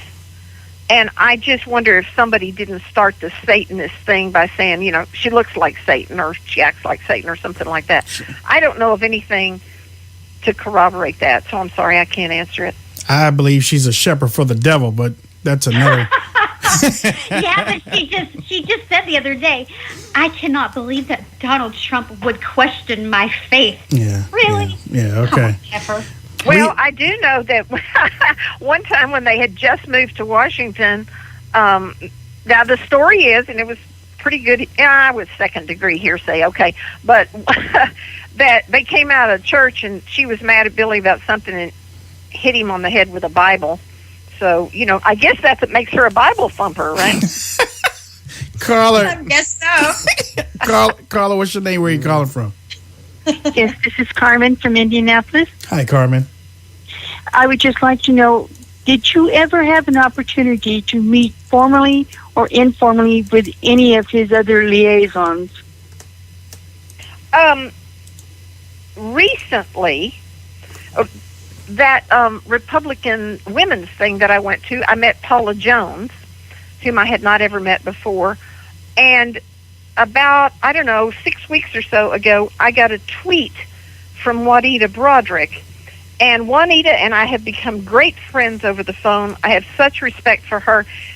For those who don't remember who she is, Juanita Broderick was a nurse, and she owned a nursing home. And she was a Democrat and a supporter of Billy Clinton. And in 1978, when she was helping him with his campaign for governor, he was Attorney General at the time, they were going to meet at the hotel, and he said that the coffee shop was all full of people, and could he just come to her room? And she said, well, sure. I mean, it sounds innocent enough. And he went up to her room, and he raped her. And she kept that quiet for years. And then her friends knew it. A couple of people knew about it. And so when the investigators were getting their case ready for the Paula Jones lawsuit against Billy, they discovered Juanita, and she ended up doing an interview with Lisa Myers of NBC. Mm-hmm. And you can find that or parts of it on YouTube now. It had disappeared for quite a while. But if anyone could watch that video and not believe Juanita Broderick had been raped by Billy Clinton, then they got, they're 3 cards short of a deck. Right. And there is no doubt in my mind. And when Juanita sent me the tweet, and then we started tweeting, and then we agreed to talk, the first thing I said to her was that I said, Juanita, I am so glad to finally talk to you. I have to tell you that when I heard about you were raped by Billy, I felt somehow guilty and ashamed because I was with him during those years, and I had no idea. But it has made me sick to know about it because I knew what happened to me. And she was so sweet. She is a real class act, I'll tell you that. Yeah. And she said, oh, Dolly, you have nothing to feel guilty about. I said, I know. Intellectually, I don't. But that doesn't, right. Intellectually doesn't override what you feel in your gut. And it just made me sick. We have another caller on the line. Caller, what's your name? Where are you calling from? 281? Hello. Caller? Yes. I'm here. What's your name? Where are you calling from? I'm Jeff. I'm calling from Houston. All right, Jeff. What question do you have for Dolly tonight? I'm wondering if Miss Kyle had ever been to one of the Clinton parties where some of the Chinese agents, Johnny Chung and Charlie Tree and the Mokhtar Ratty brothers, were there. That was Mokhtar Riadi and his son James Riadi. That's right. Okay, I'm going to admit this. I am not a maniac for getting people's names like Billy is. Mm-hmm. I bet he knows more people by name than anyone on the planet. I don't. So I could have been at parties with whole bunches of these people and just not paid any attention to who they were. I'm sorry. Just like the troopers, okay. You know, I know Buddy Young. I don't know how many of the others I knew, like, oh, this was Dan or this was Mike or something, and I might have known that at some point, but nothing that stuck with me. Nothing that stuck with me. I'm sorry. Carla, what's your name? Where are you calling from? By the way, I called you guys before. Guten Morgen from Germany. By the way, notice some people are going with the questions about my name is Johan. So let's just keep it straight. Dolly, I really want to give you props up for what you're doing. It takes a lot of courage to be able to come out and give the full testimony. What's really going on with the Clinton families, which has been known for quite some time. And, you know, keep a good job, okay? Thank you. I appreciate that. Do you have a question or? Oh, I let him go. I'm happy to take that. Thank you very much. And I have to say this, that I went through a lot of very painful, excruciatingly painful 3 years of therapy. And I can say on national radio or television now what I could not look in the mirror and whisper to myself 30 years ago. Right. Ladies and gentlemen, you're listening to the Wayne Dupree Show here on Saturday night. We have Dolly Kyle, author, with us right now. She's taking your phone calls, 202-470-6738, 202-470-6738. Carla, what's your name? Where are you calling from? I can't believe I got disconnected. There's no love in the room. What is going on? That was an accident. No, I'm sorry. Gutenberg. There's miscommunication here. By the way, you know, it's funny. When I'm looking at it, you know, people saying I'm not speaking German, you know. I mean, just right tonight, but that's okay. Anyway, Dolly, listen. What I want to say before I got disconnected and rudely, by the way, is okay. Keep a good job, okay? Because going against the Clinton machinery is something interesting. It's even more than that. It's actually what you're doing is exposing the typical lies that these people have been living on. And liar is liar. So always like the pants on fire kind of way of saying, or you know, something kind of like that. But it's quite comical, even though you know it's serious notice, Dolly. You know, in the beginning, my friends over here in Berlin were saying that, is that the Dolly with the big mullet? And I said, I don't know. I mean, Dolly, you know, she's I'm sorry. Wait. Slow down. I missed that last. What did you say? Dolly with the big donuts. The what? Big donuts. Big boobies. Cojones.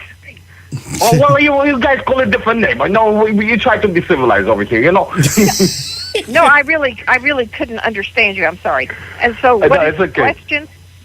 The question is, how long is it going to take for people to realize what the hell is going on with the Clintons? Thank you, Johan. One of our more robust callers. I wish I knew how long it's going to take. I mean, I'm doing what I can do, but I will tell you this.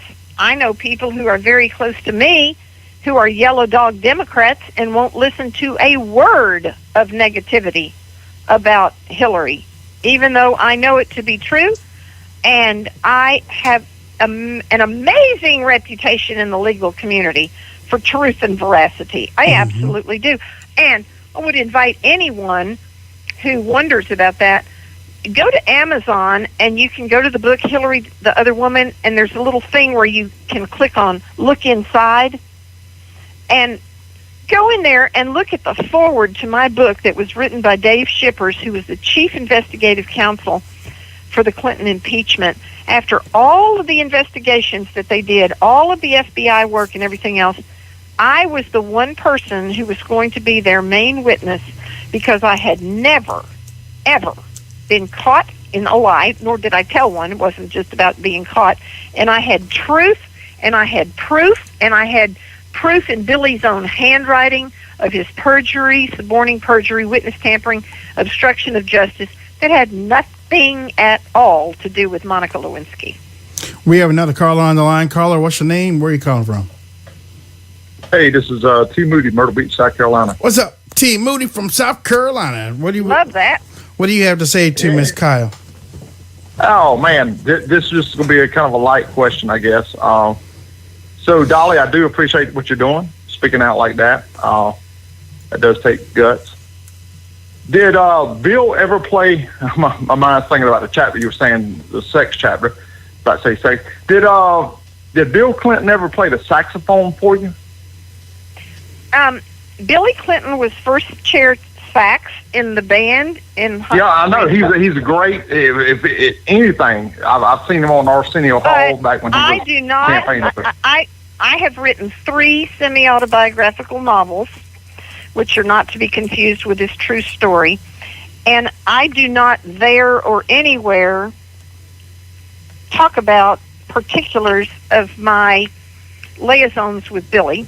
Sally Miller has done that, and I'm sure that's why you brought up the question, but that's not the way I work. Thank you. No, I don't even know who you just mentioned. I don't even know who that is. But I just really? knew, yeah, I just know that because I was watching when Bill Clinton was campaigning. He was on Arsenio Hall. Oh, yeah, right. Late night shows, and he was playing saxophone with sunglasses on. I was like, man, this guy's really good. Okay, I thought you were referencing Sally Miller's articles. She was a former Miss Arkansas who had an affair with Billy, blah, blah, blah. And she's kind of taken the low road on her story. So I don't do that. I see. All right, thank you, T. Miller. Okay, thank you. Okay. Uh-huh. And then we have, I think this is Kelly from St. Louis. Yes. Yeah. Hey, Kelly, what type of question you have for Miss Kyle?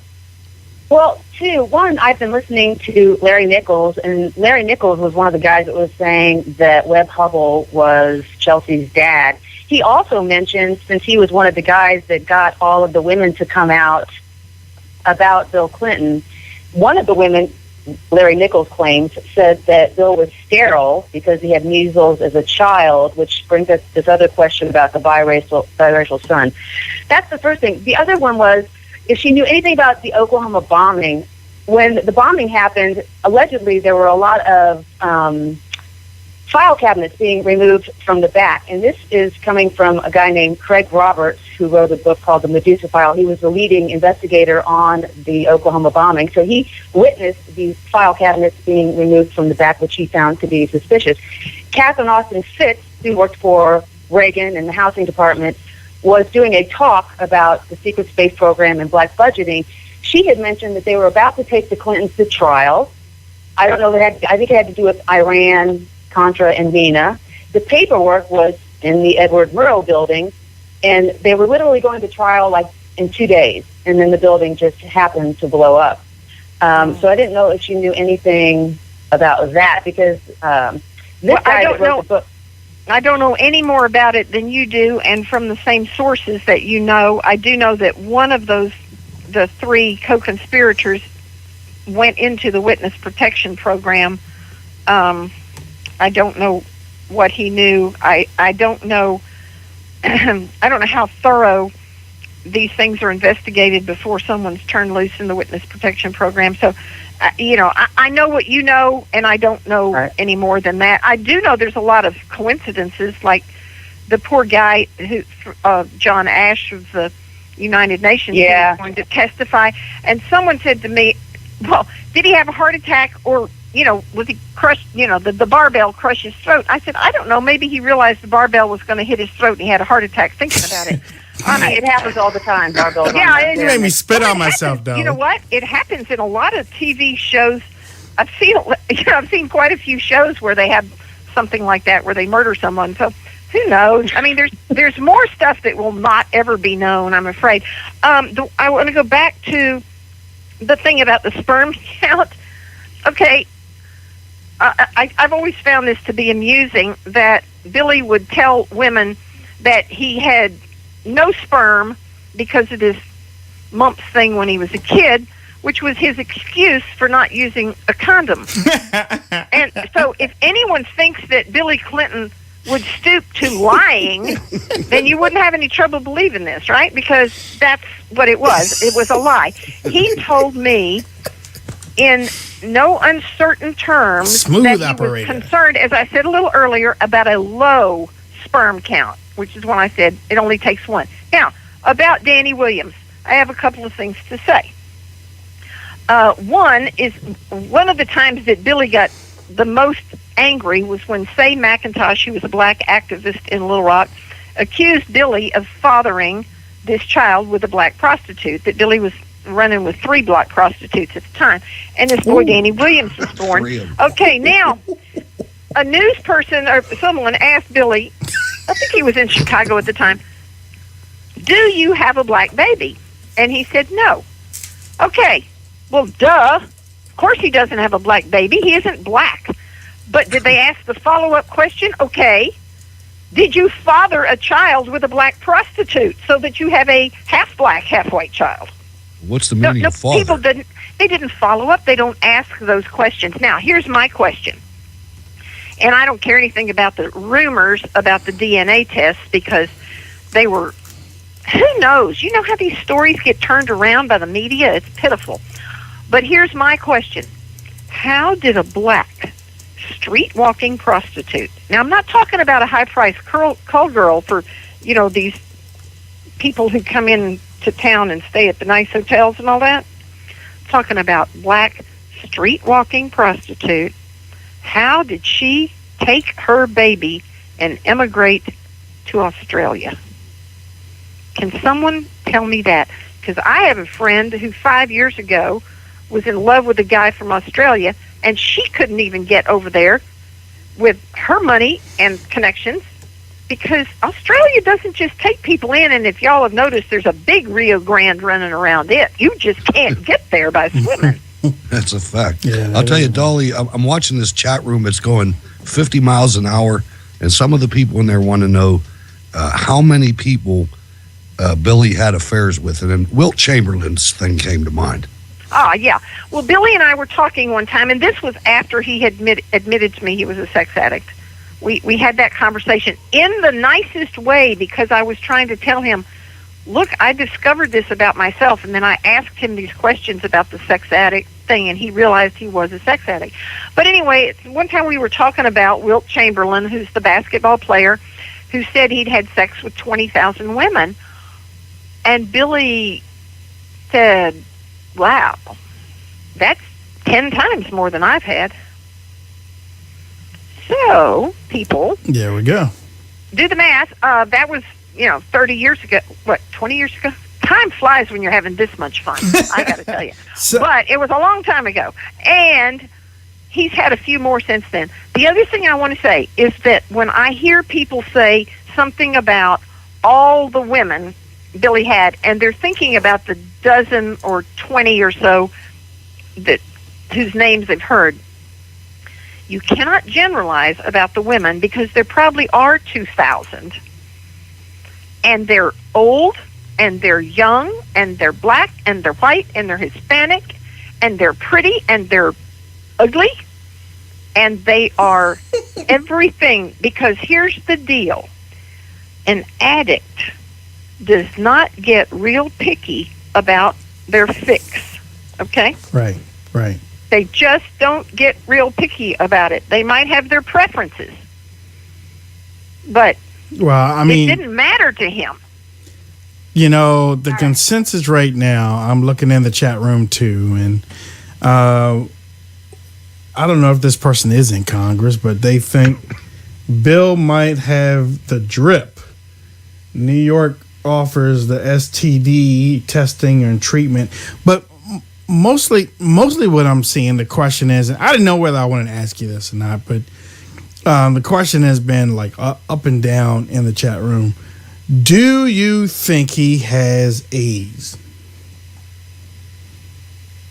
Well, obviously, I do not know. However, there's a couple of things about the Clintons, both of them, and that is that they always have to come up with a story to cover everything. Always. It is quite possible that several years back, Billy, quite possible, understand I'm not saying I know this, Right. possible, that Billy found out he had something terribly wrong with him, so then he went on this vegan diet Yeah, I remember watching that, right? so that he would have an excuse for looking like he hasn't had enough lasagna lately. He gave up lasagna and fried chicken and all that. Yeah, I remember. Now, I'm saying he gave up the, double cheeseburgers and fries. Right. I don't know why. He does look terrible. Sickly. Like death sickly. Yeah. I mean, if the last time I saw him, if someone had told me the next day they just put him in hospice, I would not have been surprised. Right. 202, ladies and gentlemen, 202-470-6738. We go on and can take a couple more phone calls before we let Miss Kyle go. I thought you knew you were supposed to call me Dolly. Yeah, okay. Sorry, Dolly. Okay, I get in trouble for saying yes, sir. Hey, Dolly, I get in trouble for saying yes, sir. I don't think he understands why we say that.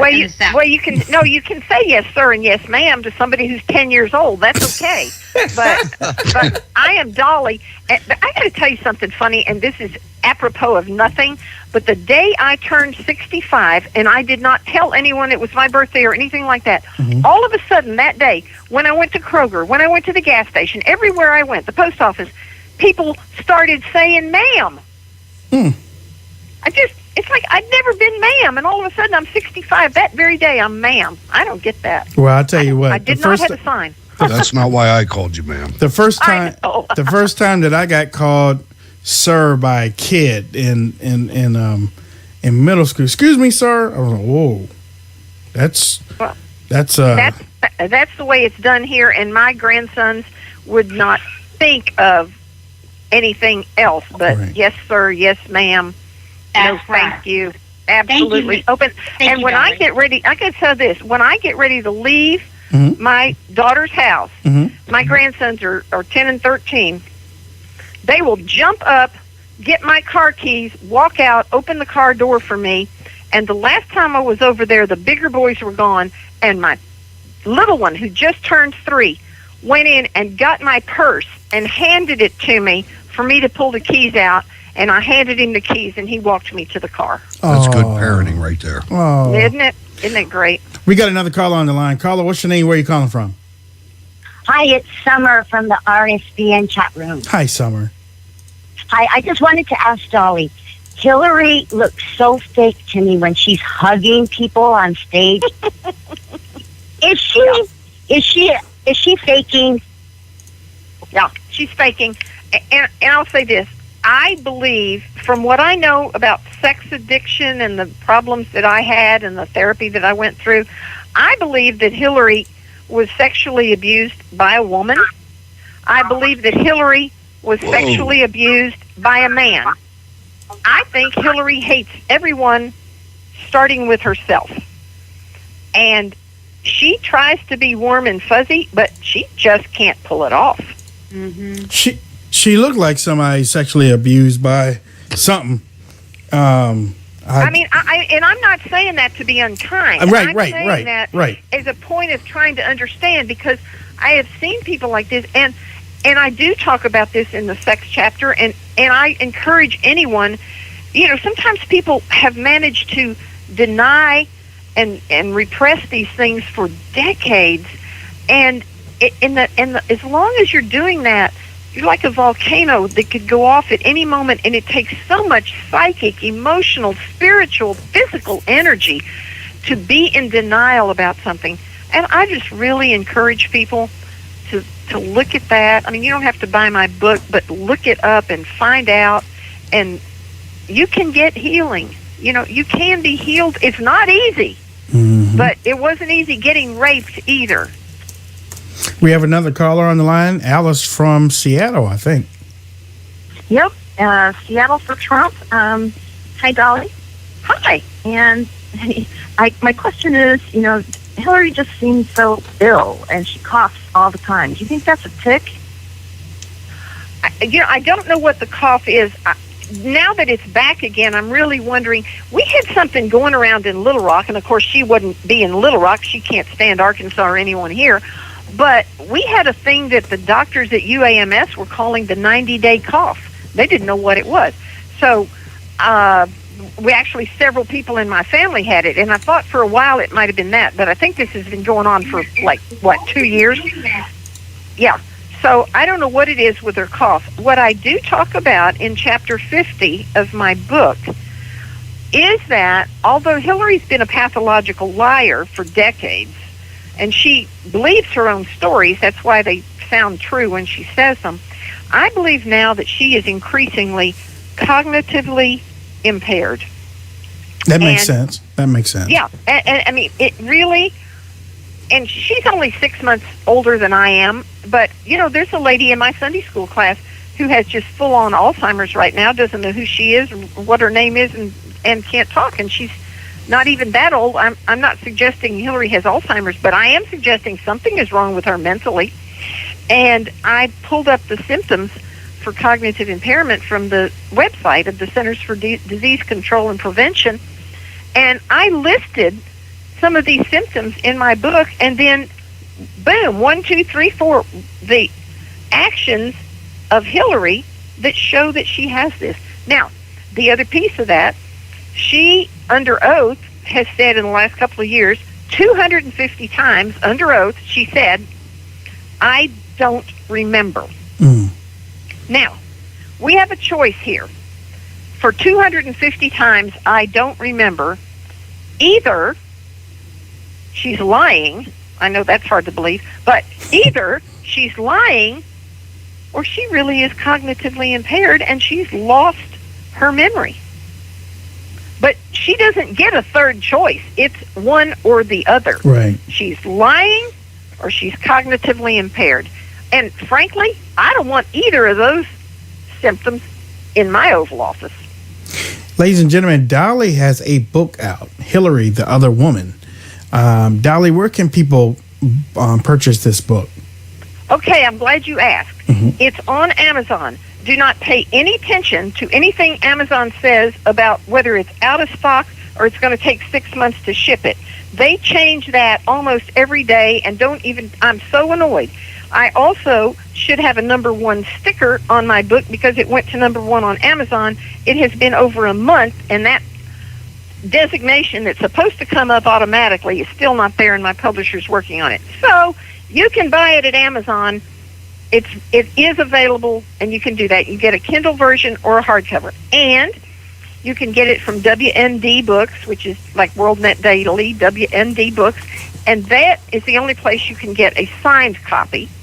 And it's also available at Barnes & Noble, online, and in the stores. I don't know, every store. And Goodreads, or no, that's it. Books A Million. So there's a lot of places you can get it. The main thing is get it and read it.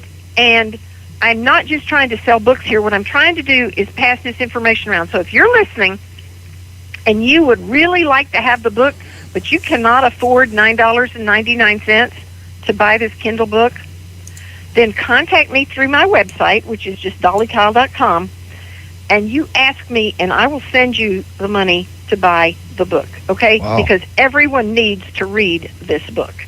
Dolly, if I buy the book at the bookstore and bring it down to the Republican convention, will you sign it for me there? If you say pretty please and buy my lunch. Pretty please, and you got lunch. Steak and potatoes, right at McDonald's. I wanted to ask you something because I know some people are going to think of questions after. I got a few actually, but we have seen, you see tweets online how so many people that have been around the Clintons disappear. You did write in your book that just from the very early stages of Bill and Hillary, I think maybe before they were even married, you said that Hillary Clinton had her father and her brother actually start watching Bill Clinton. So it looks like she has people, she's been watching and threatening people basically her whole life.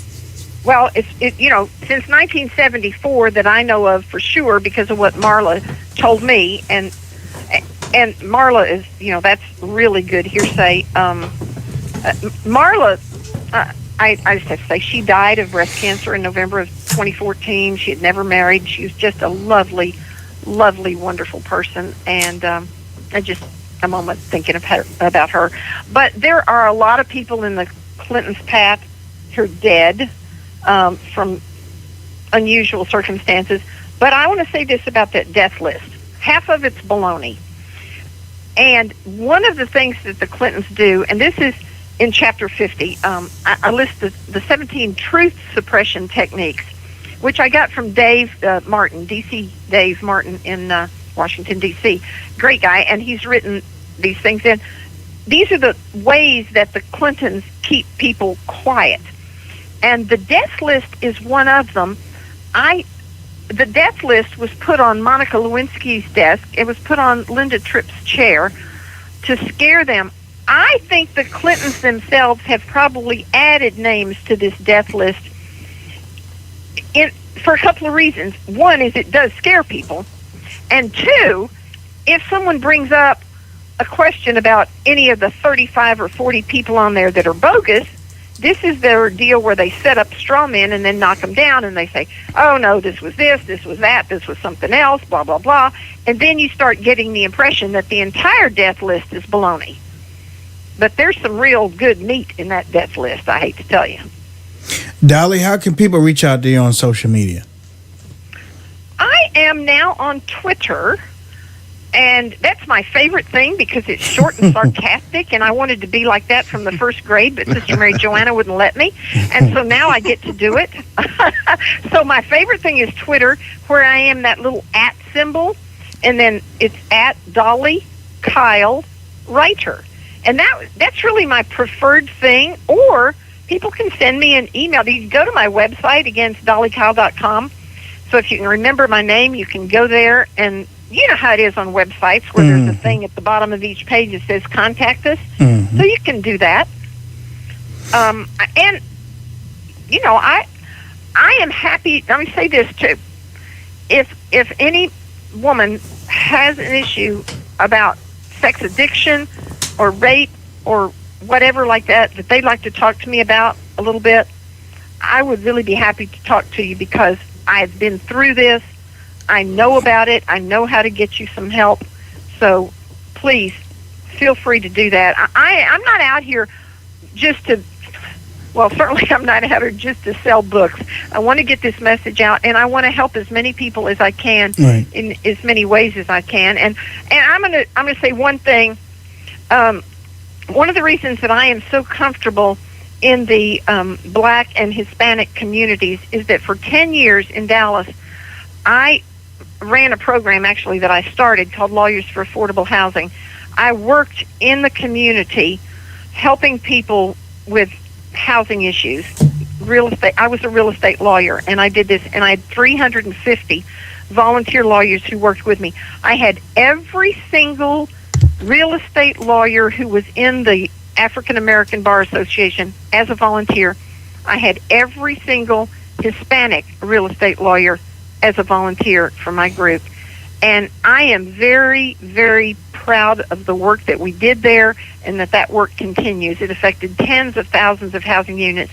And I know that Hillary wants to talk about what she's done for minorities. Well, I'll tell you what she's done for minorities. She has duped them into thinking they should vote for her. Right. And it's just downright pitiful. I would love to have the opportunity to speak to in every Black church and Hispanic church in this country, because these people are continually duped. How many Blacks and Hispanics know about the racial discrimination lawsuits that were filed against Billy when he was governor? Right. Not many. And they were federal lawsuits, and Billy lost them. And I'm sorry, 2 for the price of 1. We've getting, Billy ran and said 2 for the price of 1. You get him, you get Hillary. It's the same thing now. If she wants to ride his coattails into the White House, she also needs to ride the racial discrimination lawsuits, the actual racial discrimination. And Hillary is a terrorist. She is a terrorist. All right. A terrorist There is you a go. person who achieves their political aims through threats, violence, and intimidation. She's been doing that for 40 years. Wake up, people, and tell your neighbors. And I tell you this, a lot of, and you guys probably know this is true, a lot of white people are afraid to talk to black people about the Clintons and about racial discrimination. It's a really uncomfortable topic. And I guess kind of like the sex addiction thing, it's not uncomfortable for me because I've been dealing with it for so long. But honestly, people need to talk and understand that we're dealing with flawed human beings. We're all flawed.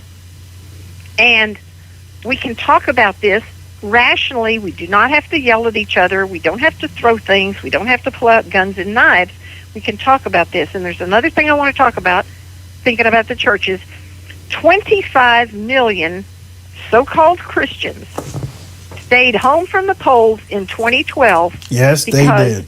They were too righteous to vote for either of the people who were running for president. Yep. Well, let me just tell you what your righteous non-vote did. You put Barack Obama back in the White House for 4 more years. Mm-hmm. And if you sit home and you don't vote because Hillary's not good enough and Donald Trump's not good enough, we're going to get Hillary. And I will tell you, that is the worst of the 2 evils. You hear that, Julio?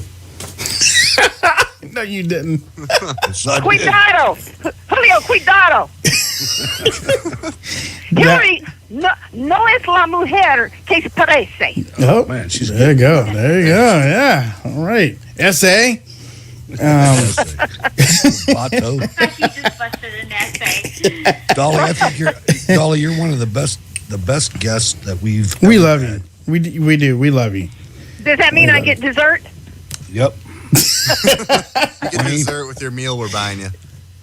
All right. All right. So we'll see you in about another week or so at the GOP convention.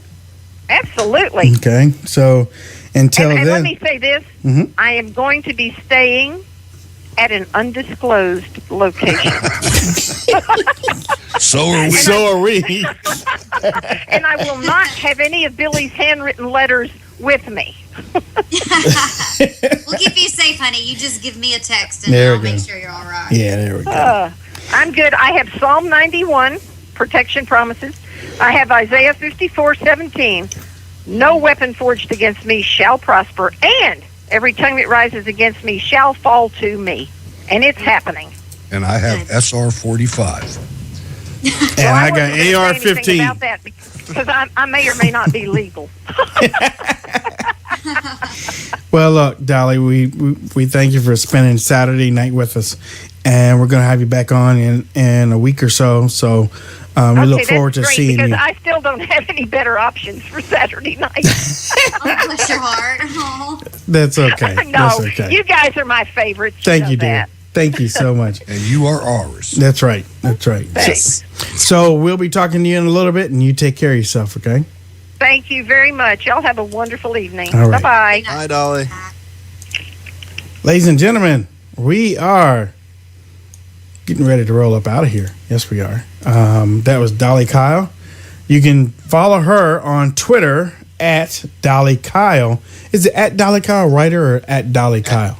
At Dolly At Kyle Dolly Writer. Kyle Ryder. Yeah. Okay. I've been messing up today then.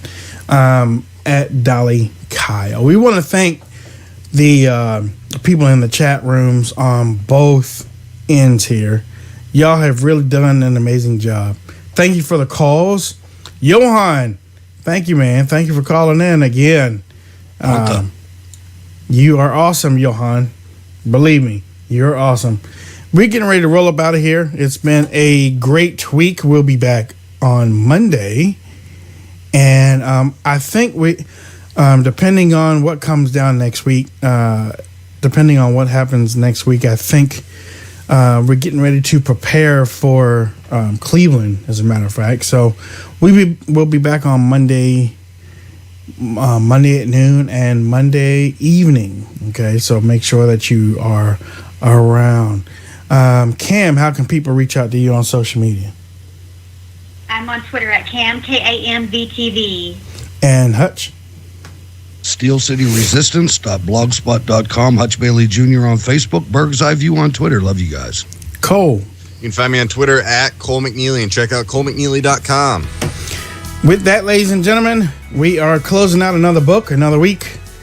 We'll be back. We are your conservative alternative to the mainstream media. We don't have any strings. Nobody tells us what to talk about. We can say whatever we want to say. And we want to thank the producers at the Right Side Broadcasting Network. They are the people behind the magic. They are doing a great job there. You can follow me on Twitter at Wayne Dupree Show. You can check out my website, WayneDupree.com or NewsNinja2012.com. We hope that you have enjoyed the show. Let us know in the comment section. And thank you for getting us over 300 likes on YouTube, and also going over to my Spreaker side. We have also done a great job over there. We've I think yep. Oh, we have there we go. 30, 33, 28, and 860. That's very good. That's very good for a Saturday night. All right. 64 even. We are getting ready to roll out. God bless you. Everybody have a great night.